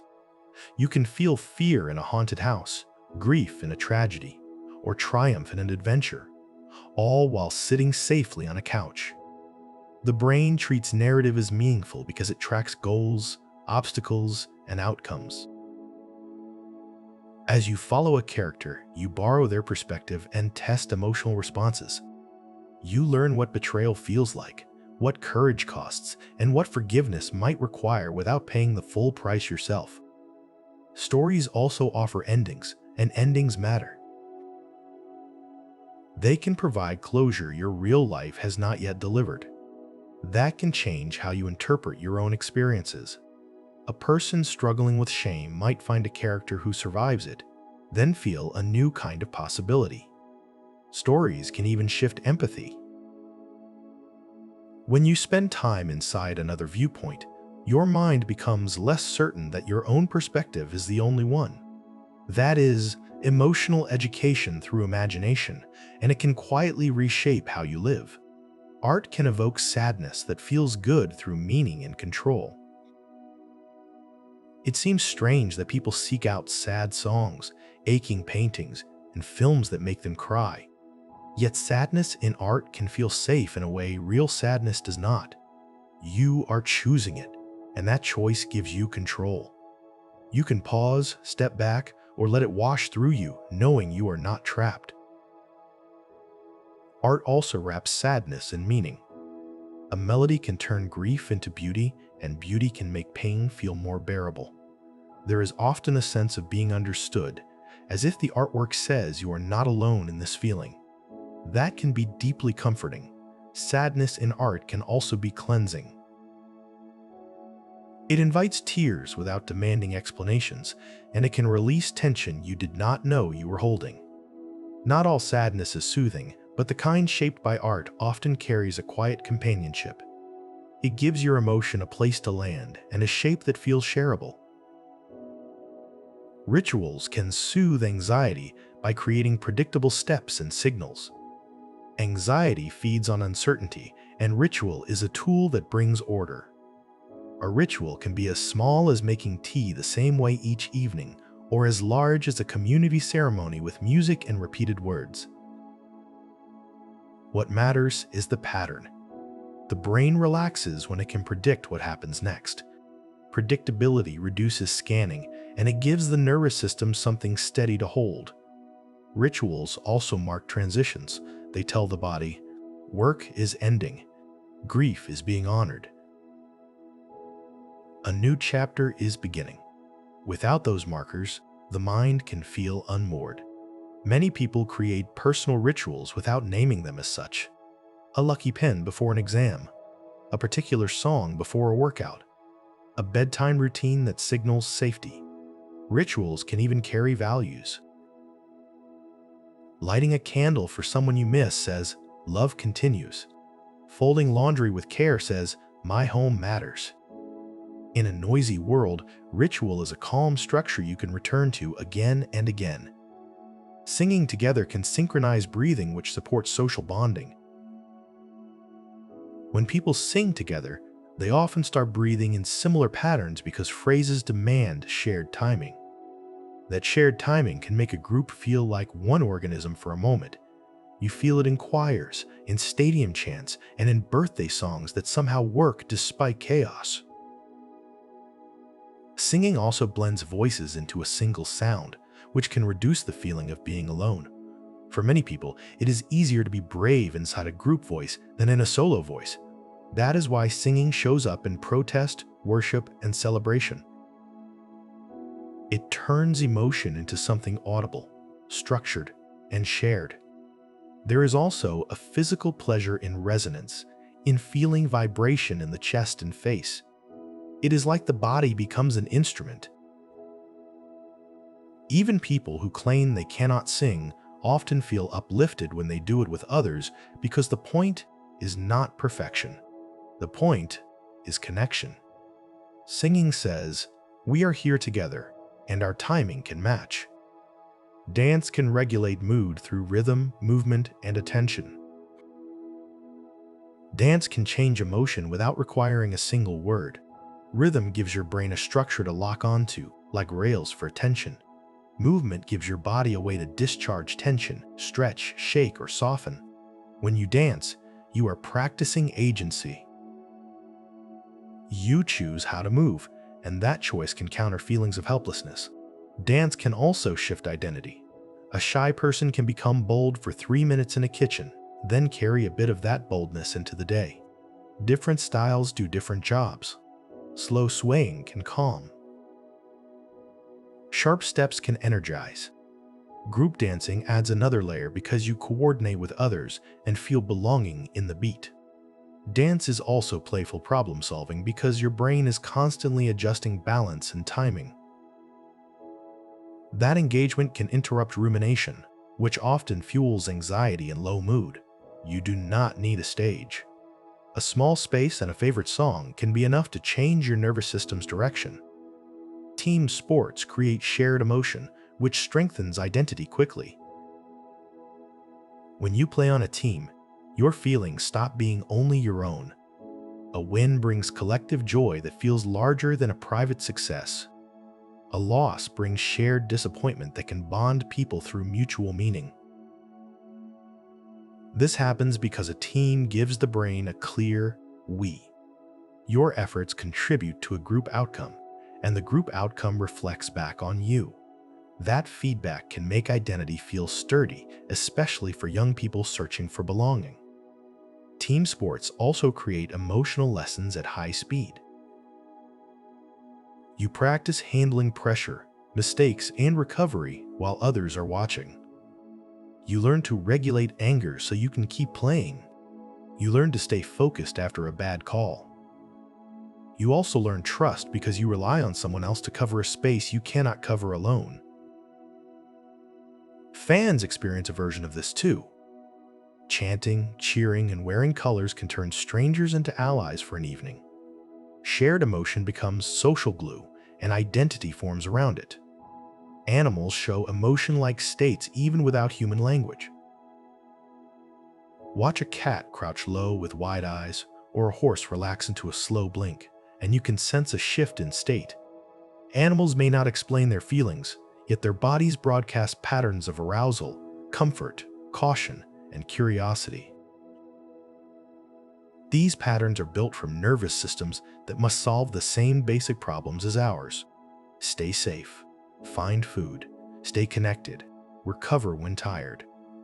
Scientists often describe animal emotion as states because they show up in behavior, physiology, and learning. An animal in a fearful state avoids risk and startles easily. An animal in a relaxed state explores and eats with fewer interruptions. You can see these states change with context. A familiar caregiver enters and the body loosens. A sudden noise appears and the whole system tightens. Even without words, the emotional machinery still guides choices, and those choices shape life. Dogs can read human feelings using scent, posture, and voice. A dog does not need a speech to know you're upset. Dogs track micro changes in your body, like how quickly you move, how your shoulders sit, and how your voice lands on certain tones. They also live in a world of scent that humans barely notice. Stress changes sweat chemistry, and dogs can detect those shifts with their astonishing noses. That means your emotion can be present to a dog before you admit it to yourself. Many dogs respond by staying close, pawing gently, or resting their head on you, and those behaviors can look like comfort. Dogs also learn your patterns through repetition. They notice what you do before you leave, and they notice how you look when you are playful. Over time, your dog becomes a reader of your habits. This sensitivity is part of why dogs fit so well into human life. They are tuned to us, and we often feel seen in return. Rats show empathy and will free trapped companions in studies. In laboratory experiments, rats have been observed working to release another rat from a restrainer. They learn the mechanism, and they repeat the behavior even when it takes time and effort. This does not prove rats feel empathy exactly like humans do. Yet, it does show something important. Social motivation can be strong enough to drive helping behavior in a small mammal. Researchers have also noted that rats may share food in certain setups, which suggests that social reward and concern can compete with self-interest. These findings challenge the old idea that complex social feelings require a large primate brain. They also invite careful humility. If a rat can act to reduce another rat's distress, then the roots of caregiving may be deeper and older than we assume. It reframes kindness as a biological strategy that appears in more places than human culture alone. Elephants seem to grieve, lingering with bodies and family. Elephants have been reported to show unusual attention to dead companions. They may stand nearby for long periods, touch bones with their trunks, or return to a site again later. Observers have described quiet, slowed behavior in these moments, and groups may gather in ways that look different from ordinary travel. It is hard to measure grief directly in any species, yet these patterns suggest that loss matters to them. Elephants have long lives, strong social bonds, and excellent memory, which creates the conditions where absence can carry weight. When a familiar member is gone, the group structure changes. Protection, leadership, and companionship shift. That social disruption can be felt in behavior. Whether we call it grief or something adjacent, the evidence points to a deep social awareness. The world of an elephant is not only grass and water, it is family history. And when that history breaks, their behavior changes in a way that looks like mourning. Birds can play, and play is tightly linked to joy. Play is not limited to puppies and kittens. Many birds engage in playful behavior, including sliding on snow, tossing objects, and repeating actions that do not appear to serve an immediate survival purpose. Play often shows up when basic needs are met, which hints at its role as a sign of safety. When an animal can afford to play, the environment is not demanding full vigilance. Play also trains the brain. It builds motor skills, flexibility, and creativity. A young corvid might manipulate sticks and lids, learning how objects behave. That learning can later support problem-solving around food and tools. The emotional side matters too. Play tends to be self-rewarding, which encourages exploration. It pulls animals toward novelty, and novelty is where learning lives.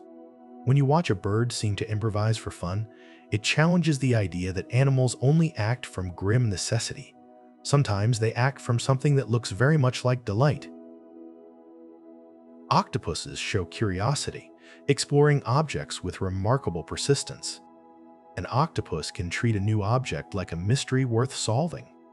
It reaches with arms that can move independently, tasting and feeling at once, turning a simple item into a full-body investigation. This is striking because an octopus has a very different kind of nervous system from ours. Much of its neural control is distributed through its arms, which means exploration is not only planned in the central brain. Curiosity can unfold through touch itself.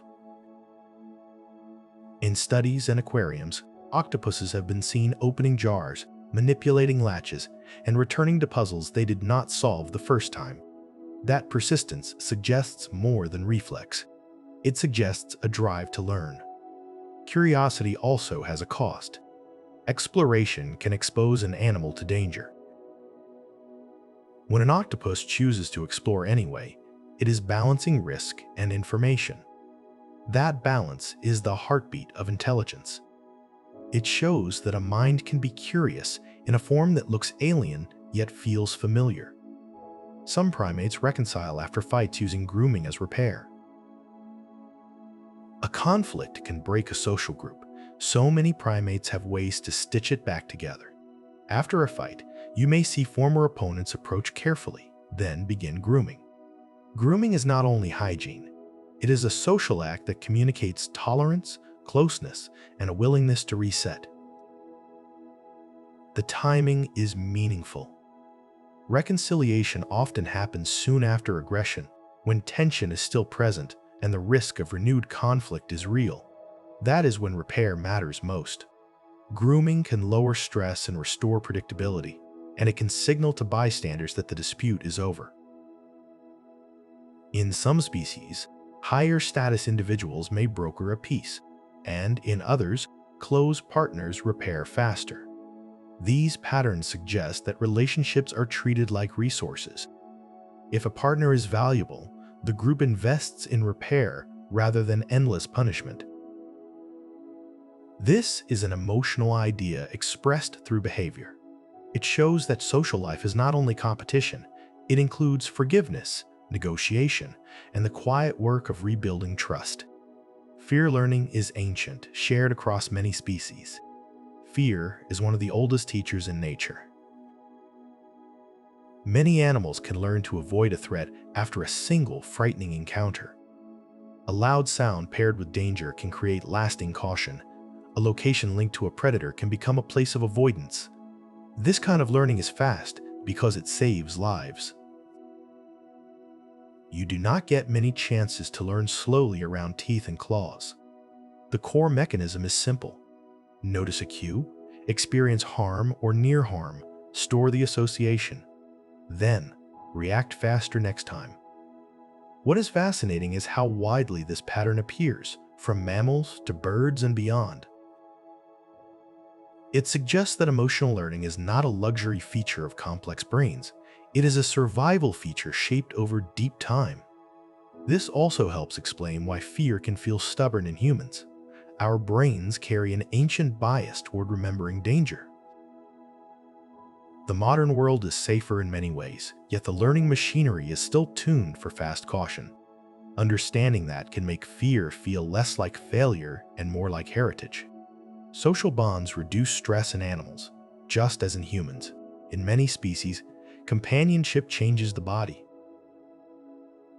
Animals with strong social ties often show lower stress responses during challenge, and they recover faster afterward. A bonded partner can act like a living safety signal. When a trusted companion is near, vigilance can drop. Feeding can be calmer. Rest can deepen. This shows up in primates that huddle, in wolves that coordinate, and in many herd animals that relax when the group is intact.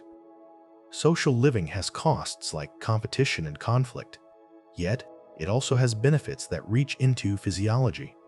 Protection is shared, information is shared, warmth is shared. Those practical gains translate into calmer internal states.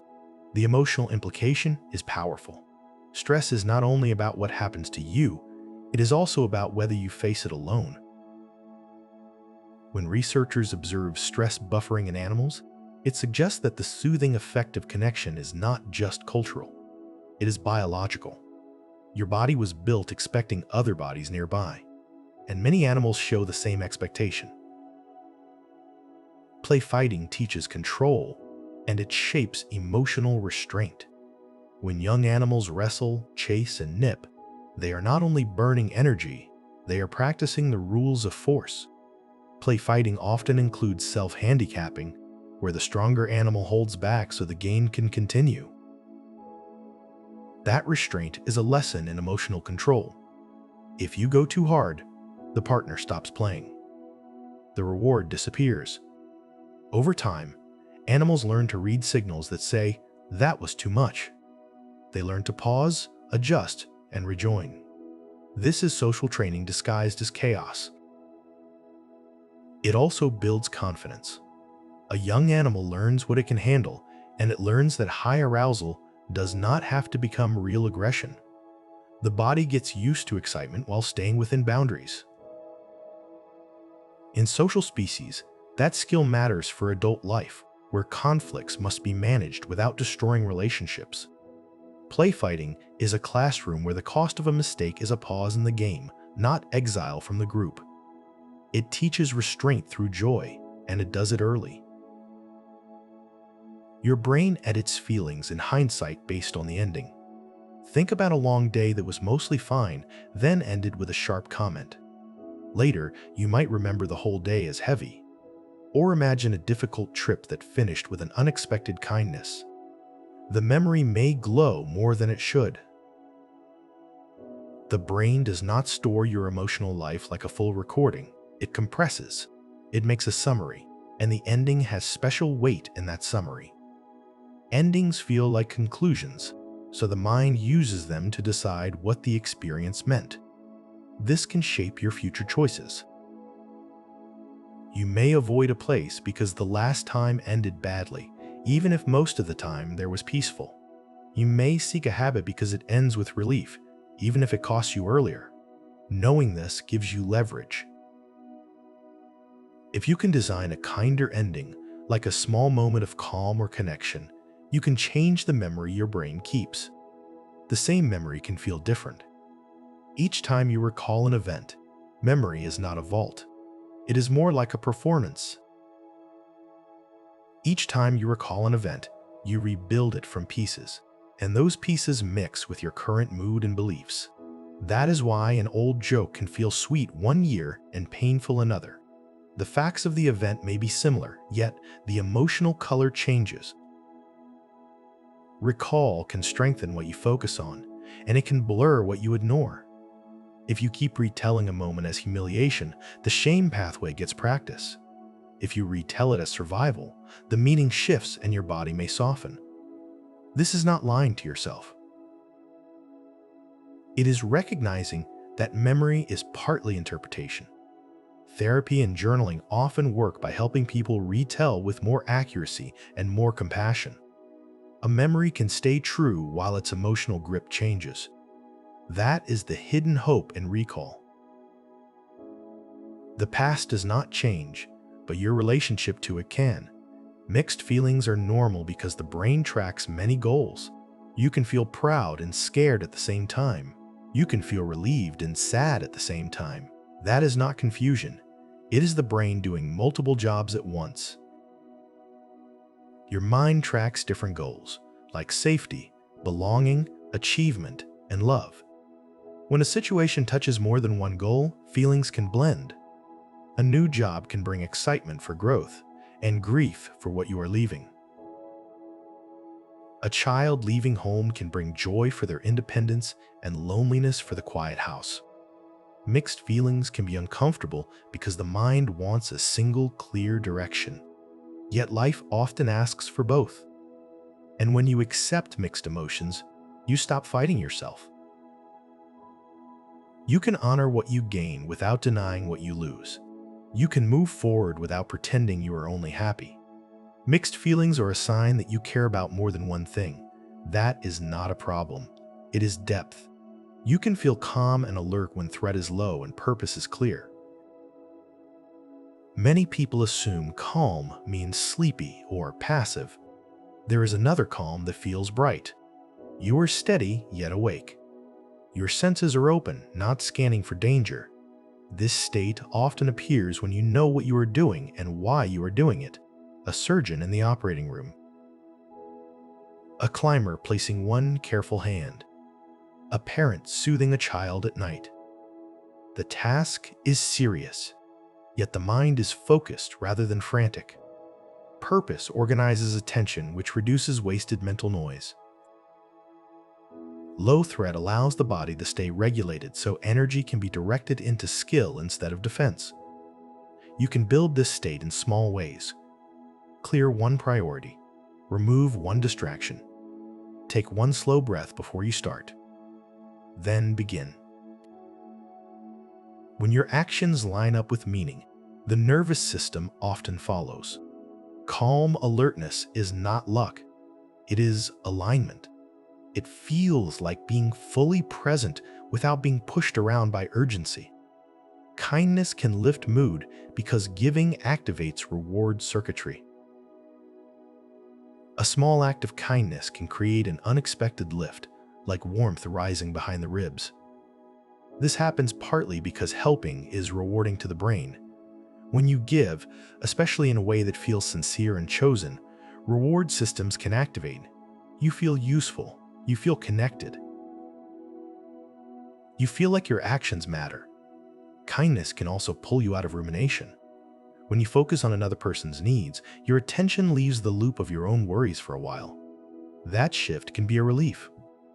Kindness does not require grand gestures. It can be a supportive text, a held door, or a patient moment with someone who is struggling. It works best when it is not self-erasing. Resentful giving is not nourishment. Freely chosen giving can be. Over time, regular kindness becomes a mood strategy that also improves the world around you. It is one of the few ways to help yourself while helping someone else, and it leaves less regret behind. Self-compassion lowers shame without lowering standards for growth. Many people fear self-compassion because they think it will make them lazy. In reality, harsh self-talk often increases shame, and shame rarely produces lasting change. When you treat yourself with compassion, you are not excusing harm. You are creating a safer inner climate for learning. Shame says, hide. Compassion says, look closely, then try again. That shift matters because growth requires honesty, and honesty is easier when you are not being attacked from inside. Self-compassion also helps you recover after mistakes. Instead of spiraling, you can make amends, adjust your plan, and keep moving. It is the difference between punishment and responsibility. Compassion can include firmness. It can say, that was not okay, and I will do better. It can also say, I am still worthy of care while I improve. Over time, this approach builds resilience. You become someone who can face your own flaws without collapsing. That is real strength. And it is quiet strength. It steadies you. Forgiveness can free attention when safety and boundaries are real. Forgiveness is often misunderstood as forgetting or pretending nothing happened. Real forgiveness is something else. It is releasing the constant mental grip of resentment when the situation is safe enough and when boundaries are in place. Sometimes forgiveness is offered after apology and repair. Sometimes it is offered without contact, simply to stop feeding the injury with constant replay. A key is that forgiveness should not require you to stay in harm's way. Safety comes first. Boundaries are not the opposite of forgiveness. They are often what makes it possible. When you forgive in a healthy way, your attention comes back to your life.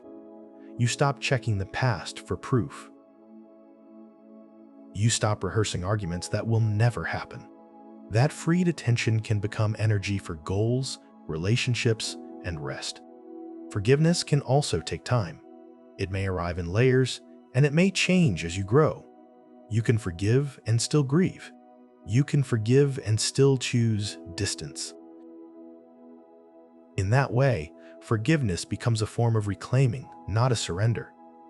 Curiosity competes with fear, and it can reopen learning. Fear narrows your world. It points attention at what might go wrong, then urges you to freeze, flee, or fight. Curiosity widens the world again. It asks one small question, and that question can loosen the grip of alarm. Instead of, what if this hurts? The mind tries, what is this really? That shift changes the body. Your eyes search instead of stare. Your breath steadies because you are gathering information, not bracing for impact. You can see this in everyday moments. A child approaches a strange insect with caution, then leans closer to learn its shape. Adults do it too when they face a hard conversation. If they stay curious about the other person's experience, they often stay calmer and more flexible. Curiosity does not erase risk. It gives you options. It turns threat into a puzzle. And puzzles invite skill. When curiosity shows up, learning is possible. Again, anger often hides hurt because vulnerability feels risky. Anger is loud and forward. It points outward. and it can feel safer than saying, "That mattered to me." Underneath, there is often a softer feeling that is harder to show: hurt, disappointment, fear of being dismissed. When you reveal those feelings, you risk rejection, so the nervous system reaches for armor instead. The armor speaks in blame, sharp tone, and certainty. It tries to restore power quickly. Yet anger alone rarely tells the full story. If you listen for what is underneath, the landscape becomes clearer. You might realize you are angry because you felt ignored. You might realize you are angry because you felt embarrassed in front of others. That insight can change what you do next. Instead of attacking, you can name the impact. You can ask for repair. You can set a boundary without humiliation. Anger has useful energy, but the direction improves when you find the hurt it is guarding. Anxiety is future-focused, while sadness often looks backward. Anxiety lives ahead of you.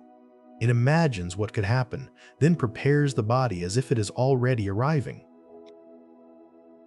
Your mind runs scenarios, and your muscles brace for a future that might never come. Sadness often leans the other way. It looks at what has already been lost, what changed, and what cannot be returned. It slows the body, and it pulls attention inward toward meaning. These directions can feel very different in your chest. Anxiety is restless and sharp. Sadness is heavy and quiet. Knowing the difference can help you choose the right care. Anxiety often responds to grounding, planning, and reassurance through action. Sadness often responds to connection, rest, and permission to grieve. You do not need to judge either one. Each has a job. Anxiety tries to protect the future. Sadness tries to honor the past. When you know which direction you are facing, you can stop using the wrong tools. Contentment is not laziness. It is a signal of enough. Contentment can be misunderstood because it is not flashy. It does not shout. It settles. It is the feeling of having what you need right now and of not needing to chase in this moment. For a nervous system, that is meaningful information. It says the environment is safe enough to rest, digest, and restore. It also supports wise decisions. When you are content, you are less driven by desperation and more able to choose from values. This does not mean ambition disappears. It means ambition stops being fueled by emptiness. Contentment can show up after a good meal, after a task completed, or during a quiet evening where nothing needs fixing. Many people resist it because they fear losing momentum. Yet, contentment can actually protect momentum. It prevents burnout, and it keeps reward circuits sensitive to real pleasures. If you never allow enough, the mind stays hungry and nothing satisfies. Contentment is not giving up. It is arriving briefly, then moving on with a steadier heart. Love can be quiet, built from reliability, not fireworks. Some love is dramatic and bright, but lasting love often sounds like ordinary life. It is the message answered. It is the promise kept. It is the steady presence that does not disappear when things get messy. Reliability builds safety, and safety allows the nervous system to soften. When you trust someone's consistency, your brain stops scanning for sudden abandonment. That frees attention for play, intimacy, and growth. Quiet love also shows up in tiny habits. Making coffee the way they like it, remembering an important date without being asked, listening without turning it into a competition. These moments are not viral, but they are powerful because they repeat over time. They become evidence. Fireworks can be thrilling, but they can also be unpredictable. Reliability is a different kind of romance.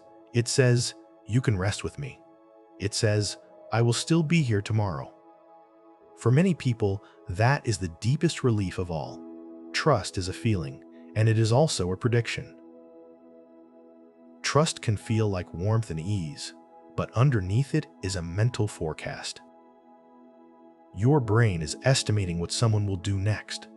Will they keep your secret? Will they show up when it matters? Will they respond with care when you are honest? That estimate is built from patterns. Each consistent action strengthens trust, and each betrayal weakens it. Trust is also context-specific. You might trust someone with your feelings, but not with your money. You might trust a friend to be kind, but not to arrive on time. The body participates too. When trust is high, your posture opens and your voice steadies. When trust is low, your system prepares for harm, even if you smile. This is why rebuilding trust is slow. The brain does not update from speeches. It updates from repeated evidence. When trust is repaired, it often comes back as a new version. It is wiser, more bounded, and more deliberate. In that way, trust is both emotion and expectation written into the nervous system. Meaning turns suffering into endurance by changing how pain is framed. Pain asks a brutal question. Why am I going through this? Meaning offers an answer that helps you keep going. It does not erase suffering. It changes what the suffering points toward. A difficult training run can hurt, but it hurts for a goal. Caring for a sick loved one can exhaust you, but it is connected to love. Building a new life after loss can be lonely, but it carries purpose. When pain has meaning, the brain can tolerate it differently. It becomes part of a story rather than a senseless attack. Meaning can come from values, faith, community, or a promise you made to yourself. It can also come from growth, the sense that hardship is shaping you into someone stronger or kinder. This is not about forcing positivity. Some suffering is unfair, and it deserves anger and grief. Meaning is not denial. It is a way of holding pain without being shattered by it. It can be as simple as, I am still here and I am choosing what matters. Your values shape feelings because they decide what counts as loss. A loss is not only an event.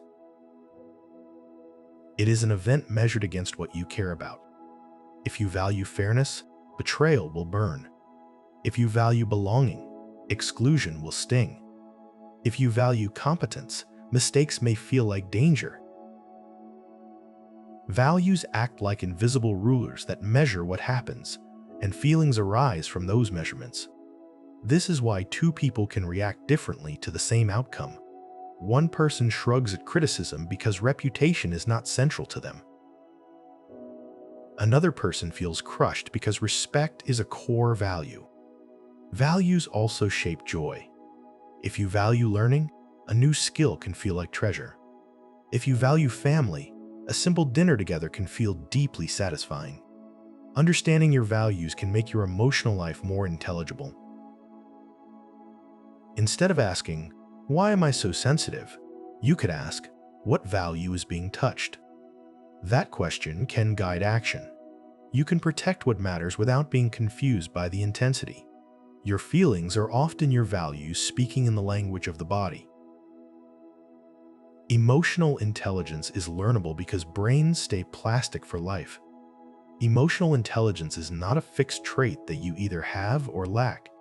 It is a set of skills, and skills can grow. You can learn to notice early signals in your body like a clenched jaw, racing thoughts, or a hollow tiredness. You can learn to name what you feel with more precision, which makes responses more accurate. You can learn to pause before reacting, even if the pause is only one breath. You can learn to listen for what another person is needing beneath their words. None of this requires becoming calm all the time. It requires becoming aware, then becoming intentional. The brain supports this learning through plasticity, which is the ability to rewire with practice. Each time you choose a better response, you strengthen that pathway. Over time, the better response becomes easier. Emotional intelligence also grows through feedback. Honest conversations, therapy, coaching, and reflective journaling can all speed the learning. It is not about being perfect. It is about being more skillful more often. Feelings are information, and they become wisdom when you listen well. A feeling is a signal about something that matters. Fear can signal danger or uncertainty. Anger can signal a boundary. Sadness can signal loss. Joy can signal alignment and connection. The problem is that signals can be noisy. A feeling can be amplified by tiredness, stress, or old memories. Listening well means treating emotion as data, not as a command. You pause and ask, what is this pointing to, and what else is true? You check the evidence in the world, and you check the evidence in your body. Then you choose. Wisdom is not ignoring feelings, it is integrating them with values, context, and long-term goals. That integration can change your whole life. You stop being dragged by every wave, and you start using the waves for navigation. You can honor fear while still moving forward. You can honor anger while choosing respect. You can honor grief while still building a future. When you listen well, feelings become guides instead of storms. As we come to the end of our journey through feelings, notice what we have really been exploring. Not something vague or distant, but a living system that moves through your body and your mind all day and all night. We wandered through the way emotions begin as physical signals, then become stories you can recognize. We traced how connection can soften stress, how language can sharpen self-understanding, and how attention can change what a moment becomes inside you. We touched the strange truth that memory is not a museum. It is a river, and each return reshapes the water. Feelings can spread through crowds, echo through music, and return in dreams. They can show up in animals, in childhood, in change, and in healing. They can protect you, push you, and sometimes mislead you when the body is tired or the world feels uncertain. Yet again and again, the theme is the same. Emotions are information. When you listen with care, they can become wisdom.